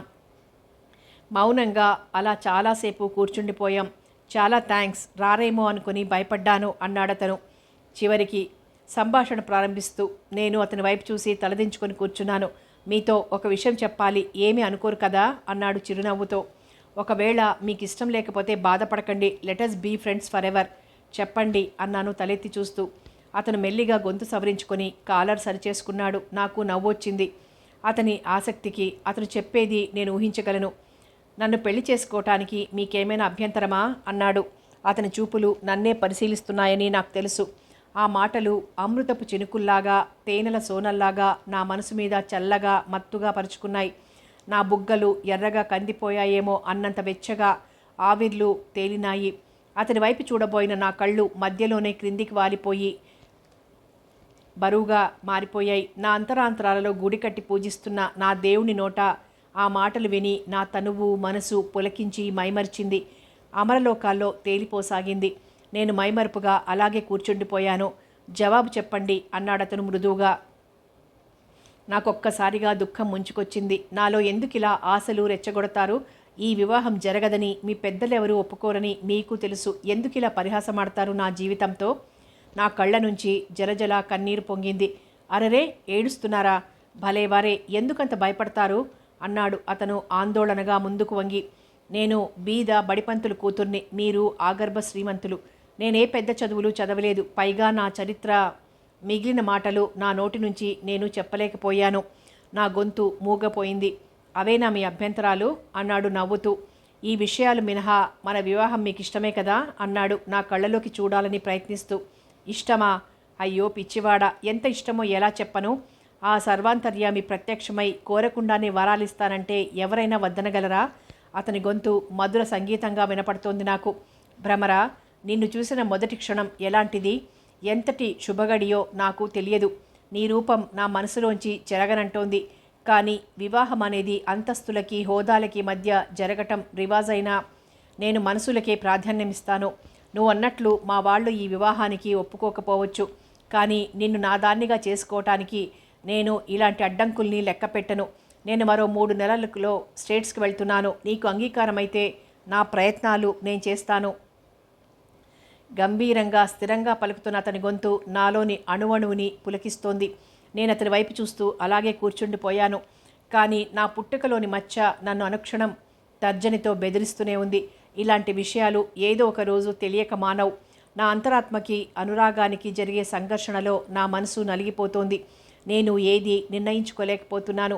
ఒక్క క్షణం నా సర్వచరిత్ర అతని ముందుంచి, ప్రభు, ఇది నా దీనగాథ, నన్ను పరిగ్రహించగలవా అని ఆ పాదాలు నా కన్నీటితో కడగాలనిపిస్తోంది. మరుక్షణం నా అంతరాత్మ నన్ను కఠినంగా మందలిస్తోంది. పిచ్చి మొద్దు, నీ చరిత్ర విన్న ఏ పురుషుడైనా కన్నెత్తి నీ వైపు చూస్తాడా? బుద్ధిహీనురాలివైనా ఈ సర్వస్వాన్ని దూరం చేసుకోకు, గుండె బద్దలై చావకు అని నన్ను కఠోరంగా హెచ్చరిస్తోంది. చివరికి నాలోని లోభానికి నేను లొంగిపోయాను. నా నోటి మీదుగా ఏది అతనికి చెప్పలేకపోయాను. మా నాన్న వచ్చే వారంలో ఎవరినో చూడటానికి రమ్మని రాశారట అన్నాను కళ్ళు దించుకొని. వచ్చినవాడి నడుం విరగ్గొడతాను అన్నాడు అతను కోపంగా. నేను పక్కున నవ్వాను. అతను అతి మృదువుగా నా కనురెప్పలని తన పెదవులతో స్పృశించాడు. నా తనువు మనసు అతని పాదాల ముందు వాలిపోయింది. ఆ రోజు నేను అదిరే గుండెలను అదింపట్టి కుంపటి దగ్గర కూర్చుని బియ్యం ఏరుతున్నాను. నా చేతులు చేటలోని బియ్యంలో గీతలు గీస్తున్నాయి. నాన్న సంభ్రమంగా లోపలికొచ్చారు. అమ్మ భ్రమరా అంటూ. నేను తలెత్తి సూటిగా నాన్న వైపు చూడలేకపోయాను. అతను అరగంట నుంచి నాన్నతో మాట్లాడుతున్నాడు. నాన్న ఏం చెప్తారో నాకు తెలుసు. నువ్వు చాలా అదృష్టవంతురాలివి తల్లి అన్నారు. నాన్న నా పక్కన కూర్చుని నా తల నిమురుతూ నేను కళ్ళెత్తి నాన్నను చూశాను. అతనమ్మా, అతనే రాయుడు గారు అబ్బాయి. అదేనమ్మా సురేష్ వాళ్ళ అన్నయ్య. అతనికి నువ్వు నచ్చావుట తల్లి. మనకిష్టమైతే నిన్ను వివాహం చేసుకుంటాడట అన్నారు నాన్న సంతోషంతో పొంగిపోతూ. అంతలోనే దిగాలు పడిపోయినట్లు కనిపించారు. కానీ నక్కకి నాగలోకానికి ఉన్నంత దూరం ఉందమ్మా మనకి వాళ్ళకి. రాయుడు గారు ఒప్పుకుంటారనుకోను అన్నారు నాన్న సందేహంగా. అయినా నీకు ఇష్టమైతే ప్రయత్నిస్తాను తల్లి అన్నారు నాన్న. మీ ఇష్టం నాన్న అన్నాను తల వంచుకొని. నాన్న నా వైపు పరీక్షగా చూసి చిరునవ్వు నవ్వి అర్థమైందన్నట్లుగా తల పంకించి నా వీపు తట్టి వెళ్ళిపోయారు. ఆ తరువాత కథ చాలా త్వరగానే జరిగిపోయింది. నాన్న అడిగిన వెంటనే రాయుడు గారు మౌనం వహించారట. అంతకుముందే ఆయన కొడుకు ద్వారా ఈ విషయం విన్నారట. అతని మారుటి తల్లి చాలా అసహించుకుందట ఈ బీద సంబంధాన్ని చేసుకోవటానికి. నాన్న నాకు తల్లి ద్వారా సంక్రమించిన ఆస్తి 50,000 ఉందని చెప్పేసరికి ఆవిడ సర్దుకుపోయే ధోరణిలో కనపడిందట. నాన్న కావాలంటే ఆ డబ్బుని వివాహ సమయంలో విజయ్కి కట్నంగా ఇస్తానని చెప్పారట. కానీ విజయ్ కట్నం అన్న మాటకి అభ్యంతరం చెప్పాడట. ఆ సొమ్ము చివరికి నా పేరునే ఉండిపోయింది. మా వివాహం అతి క్లుప్తంగా జరిగిపోయింది. అతి దగ్గర బంధువులు స్నేహితులు మాత్రమే హాజరైనారు. గౌరీ పూజ చేస్తున్న నా కళ్ళు ఆతృతగా వీధి వైపు చూస్తూనే ఉన్నాయి. నా మనసులో ఏదో మూల ఆశ అమ్మ తప్పకొస్తుందని. అమ్మకి నా పెళ్లి వార్త తెలుసునో లేదో కూడా నాకు తెలియదు. ఆ ఇంటి పరిస్థితి తెలిసిన నేను అమ్మని అవస్థలో పెట్టడానికి సాహసించలేకపోయాను. అందుకనే నాన్నతో ఈ విషయం చెప్పలేకపోయాను. మనసులో చెప్పరాని వెలితి. చేతిలోని పువ్వులు దేవి మీద వేయటానికి తలెత్తి సంభ్రమాశ్చర్యాలతో అలాగే ఉండిపోయాను. ఎదురుగా చిరునవ్వుతో అమ్మ నిలబడి ఉంది. నేనొక్క పరుగున అమ్మ దగ్గరికి వచ్చాను. అమ్మ నన్ను చేతులు పట్టి దగ్గరకు తీసుకుని పరీక్షగా చూసింది. నన్ను కూర్చోబెట్టి తనతో తెచ్చిన పెట్టెలోని నగలన్నీ ఒకటొకటిగా నాకు అలంకరించసాగింది. చుట్టూ ఉన్న బంధుజనం విస్తుపోయి చూడసాగారు. అమ్మా, ఏమిటి పని అన్నాను మెల్లిగా తల వంచుకొని ఎవ్వరూ వినకుండా. అమ్మ గట్టిగా జవాబు చెప్పింది. ఇవన్నీ మీ అమ్మ నగలమ్మా. ఆవిడ చనిపోతూ నీ వివాహ సమయంలో ఇవ్వమని చెప్పింది అంది అమ్మ. చుట్టుపక్కలందరూ నా ఒంటిని మెరుస్తున్న ఆభరణాల వెల ఊహించుకొని విస్తుపోయి ఆశ్చర్యంతో నోళ్లు తెరుచుకొని చూస్తూ ఉండిపోయారు. మా అత్తగారు అమ్మని చాలా మర్యాద చేశారు. అమ్మ నాకు ఏ విధమైన బంధువో ఆరా తీశారు. నేను వీళ్ళమ్మ చాలా స్నేహితులంలేండి అంది అమ్మ నన్ను అలంకరిస్తూ. నా చుబుకం పట్టి ఎత్తి చూసి చెదిరిన నా కళ్యాణం బొట్టుని సరిచేసింది. అమ్మ నాకు ఆ సమయంలో ఏదో కలలో ఉన్న మనిషిలాగా కనబడింది. కన్నార్పకుండా నా మొహంలోకి చూస్తున్న ఆవిడ కళ్ళల్లో సన్నటి నీటి పొర మెరిసింది. నన్ను పెళ్లిపీటల మీద కూర్చోబెట్టారు. నా పెళ్లిలో అంతటా తానే అయి తిరగవలసిన అమ్మ పరాయిదానిలాగా ఆడవాళ్లలో ఓ పక్కగా కూర్చుంది. ఆవిడ మొహంలో ఎంతో సంతృప్తి, మరెంతో ఆనందం. ఉధృతంగా మ్రోగే మంగళ వాయిద్యాల నడుమ విజయ్ తన చేతిలో పవిత్ర మాంగల్యంతో నన్ను తనదానిగా చేసుకున్నాడు. ఆహుతులందరూ శుభాక్షతలు కురిపించారు. నన్ను చూసి కొంటెగా నవ్వుతున్న విజయ్ చూపుల్ని సిగ్గుతో తప్పించుకొని పక్కకి చూస్తూ అదిరిపడ్డాను. ఎదురుగా కుర్చీలో రాజభూషణం గారు కూర్చుని ఉన్నారు. ఆయన ఆడవాళ్లలో కూర్చున్న అమ్మనే తదేకంగా గమనిస్తున్నారు. నా శరీరంలో రక్తం వడివడిగా ప్రవహించసాగింది. నా గుండెలు ఆగిపోతాయేమో అన్నంత ఉధృతంగా కొట్టుకోసాగాయి. అమ్మ ఆయన్ని గమనించిందో లేదో నాకు తెలియదు, కానీ అమ్మ చాలా నిశ్చలంగా కూర్చుని ఉంది. ఆవిడ మొహంలో దేన్నైనా ఎదుర్కోగల నిర్భయత్వం తొంగి చూస్తోంది. పెద్దలందరికీ పాదాభివందనం చేస్తున్నాం. అమ్మ దగ్గరగా వెళ్ళి నమస్కరించాం. అమ్మ మా ఇద్దరిని లేవనెత్తి ఇద్దరి తలల మీద చెరో చెయ్యి వేసి అస్పష్టంగా ఏదో ఆశీర్వదించింది. లీలగా ఆ కళ్ళల్లో కన్నీరు తిరగటం నేను గమనిస్తూనే ఉన్నాను. రాయుడు గారికి నమస్కరించినప్పుడు రాజభూషణం గారు పక్కనే ఉన్నారు. ఇద్దరు వ్యాపార భాగస్వాములట. మా దంపతులని రాజభూషణం గారికి పరిచయం చేశారు. ఆయన విచిత్ర భావ సమ్మిళితమైన దృక్కులతో నన్ను పరీక్షించటం నేను తలవంచుకునే గమనించాను. మరి కాసేపటికి అమ్మ దగ్గరికి ఎవరో వచ్చి రాజభూషణం గారు పిలుస్తున్నట్లు చెప్పారు. నేను ఆందోళనగా భయంగా అమ్మ వైపు చూశాను. నా మనసు ఏదో కీడు శంకించసాగింది. అమ్మ మరేం పర్వాలేదన్నట్లు చిరునవ్వు నవ్వి నన్నోసారి తృప్తిగా చూసి వెళ్ళిపోయింది. అమ్మ రాజభూషణం గారెక్కిన కారు కదిలి దూరంగా కనుమరుగైపోయింది. ఏం జరిగిందో మరేం జరగబోతోందో తెలియని నేను సందిగ్ధావస్థలో ఉండిపోయాను. నాన్న నన్ను అత్తవారింటికి పంపుతూ నా చెయ్యి విజయ్ చేతిలో ఉంచి ఆడపిల్లకు మళ్ళీ కన్నీరు పెట్టుకున్నారు. బాబు విజయ్, చిన్నప్పటి నుంచి తల్లిదండ్రుల ప్రేమ తెలియకుండా పెరిగింది. ఇక నుంచి నా తల్లికి అన్నీ నువ్వే బాబు అని వలవలా ఏడ్చారు. నా కళ్ళు చెరువులే అయినాయి. మధ్యలో వచ్చి వెళ్ళిపోతూ కొండంత భారాన్ని ఆయన మీద ఉంచి వెళ్ళిపోతున్నాను. ఆ బక్క చిక్కిన బడుగు దేహాన్ని చూసి కన్నీరాగింది కాదు. దుఃఖభారంతో నాన్న గుండెల్లో తలదాచుకున్నాను. ఆత్మీయుల్ని విడిచి వెళ్ళటమంత బాధాకరమైన విషయం మరొకటి లేదనిపించింది. నాన్న పేరు పేరున మా అత్తవారందరికీ నన్ను అప్పగించారు. చివరికి తిరిగి తిరిగి చూస్తూ ఉబికే కన్నీరు అద్దుకుంటూ వెళ్ళిపోయారు. విజయ్ దృఢమైన బాహువల్లరిలో, అతని ఆప్యాయతలో, ప్రేమలో, అనురాగంలో నా విచారాన్ని మెల్లమెల్లగా మర్చిపోసాగాను. అటుపైన నెల రోజుల్లోపలే నాన్న వనజకు కూడా సుధాకర్తో క్లుప్తంగా పెళ్లి జరిపించారు. విజయ్ అంగీకారంతో 10,000 రూపాయలు వనజకి వివాహ సమయంలో కానుకగా ఇచ్చాను. వనజ పెళ్లిలో అంతటా మేమే అయి తిరుగుతున్న విజయ్ని నన్ను నాన్న గర్వంగా, ఆనందంగా, సంతృప్తిగా చూసుకునేవారు. మా ఇద్దరి వివాహాలు అయిన తర్వాత నాన్న ఎంత అప్పుల్లో మునిగిపోయారో తలుచుకుంటే నా మనసు బరువుతో కృంగిపోయేది. కానీ నాన్న ఎంతో సంతృప్తిగా, హాయిగా నవ్వేవారు. నాకిప్పుడు కొండంత సంతృప్తిగా ఉందమ్మా అనేవారు సంతోషంగా. నా జీవితంలో మరో అధ్యాయం ప్రారంభమైంది. నేను మా అత్తగారింట్లో ఉన్నది కూడా చాలా తక్కువ కాలమేను. మా మామగారు ధనవంతులైనప్పటికీ కాలాన్ని అనుసరించి పోయే స్వభావం కల వ్యక్తి. విజయ్కి కూడా చాలా మటుకు తండ్రి పోలికలే. మా అత్తగారు స్వతహాగా మంచి మనిషే. కానీ ఆవిడ మనుషుల కన్నా బ్యాంకు బ్యాలెన్సులు చూసి అంచెల వారీగా గౌరవిస్తుంది. అంత చదువు చదివి విదేశాలు వెళ్ళబోతున్న విజయ్ నాలాంటి బీద ఇంటి పిల్లని వివాహం ఆడటం ఆవిడ దృష్టిలో పరమ మూర్ఖత్వం, బుద్ధిహీనత్వమును. ఆ తర్వాత 2 నెలలకి మేము న్యూయార్క్ వచ్చేశాం. నేను చెప్పటం ఆపి విజయ్ వైపు చూశాను. అతను గడ్డం కింద చెయ్యి అంచుకొని నన్నే తదేకంగా చూస్తున్నాడు. విజయ్, ఆ రోజు పార్కులో నా చరిత్రనంతా మీకు నివేదించుకుందామని విశ్వ ప్రయత్నం చేశాను. కానీ ఏ అదృశ్య హస్తమో నా నోటిని అదిమి పెట్టింది. నా హీన చరిత్ర విని నన్ను మీరు అసహించుకుని దూరంగా వెళ్ళిపోతారేమో అన్న భయంతో, మీరు లేని నేను జీవనృతురాలనని తెలిసి నా స్వార్థం కోసం మిమ్మల్ని వంచాను. నాకు వేరే దురుద్దేశం ఏదీ లేదని నమ్మండి. స్త్రీ తన ప్రేమ కోసం ఎంతటి ఘోరాన్నైనా సాహసాన్నైనా చెయ్యగలదని అనుభవపూర్వకంగా తెలుసుకున్నాను.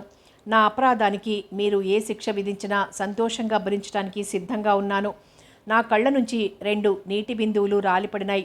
నేను చెప్పటం పూర్తి చేసి న్యాయమూర్తి తీర్పు కోసం ఎదురు చూసే ముద్దాయిలా విజయ్ వైపు చూశాను. విజయ్ కిటికీ దగ్గర నుంచి కదిలి వస్తున్నాడు. ఏం చేస్తాడు? కొడతాడా? అసహించుకుంటాడా? నన్ను వదిలేస్తాడా? నేను తల వంచుకుని దగ్గరవుతున్న అతని పాదాల వైపే చూస్తూ ఉండిపోయాను. అతని పాదాలు నా దగ్గరగా వచ్చి ఆగిపోయినాయి. అతని చేతులు బలంగా నా భుజాలు పట్టి లేవదీసినాయి. ఏం చేస్తాడు? గొంతు పిసుకుతాడా? నేను కొయ్యబారి అతని వైపే చూస్తూ ఉండిపోయాను. భ్రమరా, ఇంత దుఃఖాన్ని, ఆవేదనని ఇంతకాలంగా గుండెల్లో దాచుకొని భరిస్తున్నావా? నన్ను ఆ మాత్రం విశ్వసించలేకపోయావా పిచ్చి భ్రమరా అన్నాడు మెల్లగా. జాలిగా నా తలని 2 చేతుల్లోకి తీసుకున్నాడు.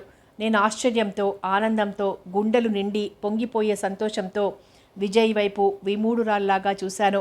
విజయ్ అంటూ పట్టరాని ఆనందంతో అతని గుండెల మీద వాలి వెక్కి వెక్కి ఏడ్చాను. విజయ్, నేనంటే అసహ్యంగా లేదా? నా కన్నీటి తెరలోంచి అతన్ని చూస్తూ అపనమ్మకంగా అడిగాను.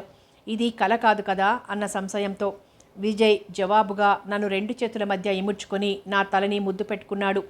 నా సమస్త దుఃఖాన్ని మర్చిపోయి అలా ఎంతసేపు ఉండిపోయానో తెలియదు. విజయ్ చటుక్కున ఏదో జ్ఞాపకం వచ్చిన వాడిలాగా నన్ను వదిలి కోటు స్టాండ్ వైపు వెళ్ళాడు. కోటు ప్యాకెట్లోంచి బరువుగా ఉన్న కవర్ ఒకటి తీసుకొచ్చాడు. మర్చిపోయాను భ్రమరా, ఇవాళ పోస్ట్లో ఇది నీ పేర వచ్చింది అంటూ ఇచ్చాడు. నేను ఆ కవరుని ఆశ్చర్యంతో కళ్ళు తెరుచుకొని చూస్తూ ఉండిపోయాను. అది రాజభూషణం గారి దగ్గర నుంచి వచ్చింది. విజయ్ నా విస్మయాన్ని గమనించి తనే కవర్ ఓపెన్ చేసి లోపల కాగితాలని బయటికి తీశాడు. అమ్మ రాసిన ఉత్తరానికి రాజభూషణం గారు జత చేసిన మరో కాగితం ఉంది. విజయ్ మెల్లగా చదవసాగాడు. అమ్మా భ్రమరా, నాకిప్పుడు ఎంతో హాయిగా ఉంది. జీవితంలో నేను మరింక కోరదగింది కూడా ఏదీ లేదు. జీవించాలన్న కాంక్షతో బంధించే ఏ ఒక్క కోరిక నాకిప్పుడు లేదు. నా ప్రాణం స్వేచ్ఛా విహంగంలాగా ఎంతో హాయిగా స్వేచ్ఛగా ఉంది. ఈ సంఘానికి, మనుషులకి ఒదిగి భయపడుతూ బ్రతికిన విశాల చనిపోయి చాలా కాలమైంది. నాకిది పునర్జన్మ తల్లి. త్వరలోనే నాకు దీని నుంచి కూడా విముక్తి దొరకబోతోంది. భ్రమరా నా తల్లి, ఆ రోజు నీ పెళ్లి వార్త విన్న తర్వాత నిన్ను నుదుట కళ్యాణ తిలకంతో చూడకుండా ఎలా ఉండగలను తల్లి? నేనెన్ని రోజులుగా లోకం కోసం, హోదా గౌరవాల కోసం భరిస్తూ వచ్చిన నా ఆభరణాలు నీకు అలంకరించి నా చేతితో నీ నుదుట కళ్యాణ తిలకం దిద్ది నవవధువుగా నిన్ను కళ్ళారా చూసిపోవాలని వచ్చాను. నా కోరిక తీరింది. రతి మన్మధుల్లాంటి మీ జంటని చూసి నా మనసులో గర్వపడ్డాను. ఆనందంతో పొంగిపోయాను. నా వాళ్ళని చెప్పుకోలేని నా దురదృష్టానికి కుంగిపోయాను. కానీ భ్రమరా, రాజభూషణం గారు ఆ రోజు అక్కడికి వస్తారని నాకు తెలియదు తల్లి. ఆహుతుల్లో ఆయన చూసి నేనెంత ఆశ్చర్యపోయానో, నన్ను చూసి ఆయన అంతే విభ్రాంతి చెందారు. ఏమీ జరగనట్టే ఇంటికి వెళ్ళిపోయాం. ఆయన ఏకాంతంలో నిజం చెప్పమని నన్ను నిగ్గదీశారు. నిప్పులాంటి ఈ నిజాన్ని నా గుండెల్లో దాచుకొని మరింక దగ్ధమయ్యే ఓపిక నాకు లేకపోయింది. నేను జరిగిన నిజాన్నంతా ఆయనకి వివరంగా చెప్పాను. నా తప్పుని క్షమించమని కూడా అడగలేదు. నాకు మరింక జీవించాలన్న ఆశ లేదు. అదే కారణం అనుకుంటాను. ఆయన బహుశా ఈ నిజాన్ని భరించలేక, బయటికి చెప్పలేక చాలా యాతన పడినట్లే ఉన్నారు. ఇటువంటి భ్రష్టురాలిన వివాహమాడిందని బాధపడ్డారేమో తెలియదు. కానీ అంతా విన్న తర్వాత ఆయన నన్ను ఒక్క మాట కూడా అనలేదు, నిందించలేదు, దండించలేదు. బహుశా మౌనంగా కూడా కొంతమంది శిక్షిస్తారనుకుంటాను. నిజానికి మేమిద్దరం ఇన్ని సంవత్సరాలుగా భార్యాభర్తలుగా జీవిస్తున్నా కనబడని అగాధమేదో మా మధ్య పెరుగుతూనే వచ్చింది. బహుశా మా ఇద్దరి రక్తాన్ని కలిపే అనుబంధం లేకపోవటమే కారణమేమో. నా నగలు ఇంట్లో లేని విషయం నీరద తెలుసుకుంది. నన్నేదో మాయమంతం చేసి నువ్వే తీసుకుని ఉంటావని ఆ పిల్ల భ్రమ. నా నగలలో సగం నీరదకి కూడా ఇచ్చాను. కానీ ఆ పిల్లకి ఏదో తీరని అసంతృప్తి. రాజుకి కూడా నన్ను నువ్వేదో మాయ చేసావన్న అనుమానం. వాళ్ళిద్దరూ ఇందులోని రహస్యాన్ని ఛేదించాలని సతమతమవుతున్నారు. కానీ నేనింక ఎవ్వరికీ భయపడను. నా చివరి కోరికే ఒకే ఒకటున్నది, మీ ఇరువురిని కడసారిగా చూడాలని. కానీ నెరవేరుతుందన్న ఆశ లేదు. అమ్మ భ్రమరా, జీవితంలో అనాథగా పెరిగిన ఉత్తముడి అండన ఆశ్రయం పొందావు. అదే నీకు శ్రీరామ రక్ష. మరో మాట భ్రమరా, జీవితానికి అర్థం తెలిసిన కర్మయోగి మీ నాన్న తల్లి. జీవిత చర్మాంకంలో ఆయనకి నీ నీడన చోటివ్వు. ఆశీస్సులతో మీ అమ్మ. విజయ్ చదవటం పూర్తి చేశాడు. నా కన్నీరు జలజల రాలిపడింది. అతను రాజభూషణం గారు రాసిన పేపర్ తీసి చదవసాగాడు. చిరంజీవి సౌభాగ్యవతి భ్రమరకి ఆశీస్సులు. నేను ఎవరో కింద నా చేతివ్రాలు చూసి గుర్తించే ఉంటావు. ఈయన రాస్తున్నాడేమా అని ఆశ్చర్యపోకు. మీ అమ్మ నాకు ఆదేశించిన ప్రకారం ఆవిడ ఉత్తరాన్ని ఇందులో జత చేసి పంపుతున్నాను. భ్రమర, విశాల చనిపోయి ఈ రోజుకి సరిగ్గా 2 నెలలైంది. ఇంతకాలం నా దుఃఖంలో, ఒంటరితనంలో మీ అమ్మ నీకు రాసిన ఉత్తరం సంగతే మర్చిపోయాను. విశాలతో గడిపిన ఈ 20 సంవత్సరాల్లోనూ నేను తన మీద ఇంతగా ఆధారపడి ఉన్నానని ఎప్పుడూ గుర్తించలేదు. మేమిద్దరం కూర్చుని ఆప్యాయంగా మాట్లాడుకున్న సంఘటనలు కూడా వేళ్ల మీద లెక్కించవచ్చు. కానీ ఇప్పుడే నాకు అర్థమవుతోంది తను లేని లోటు.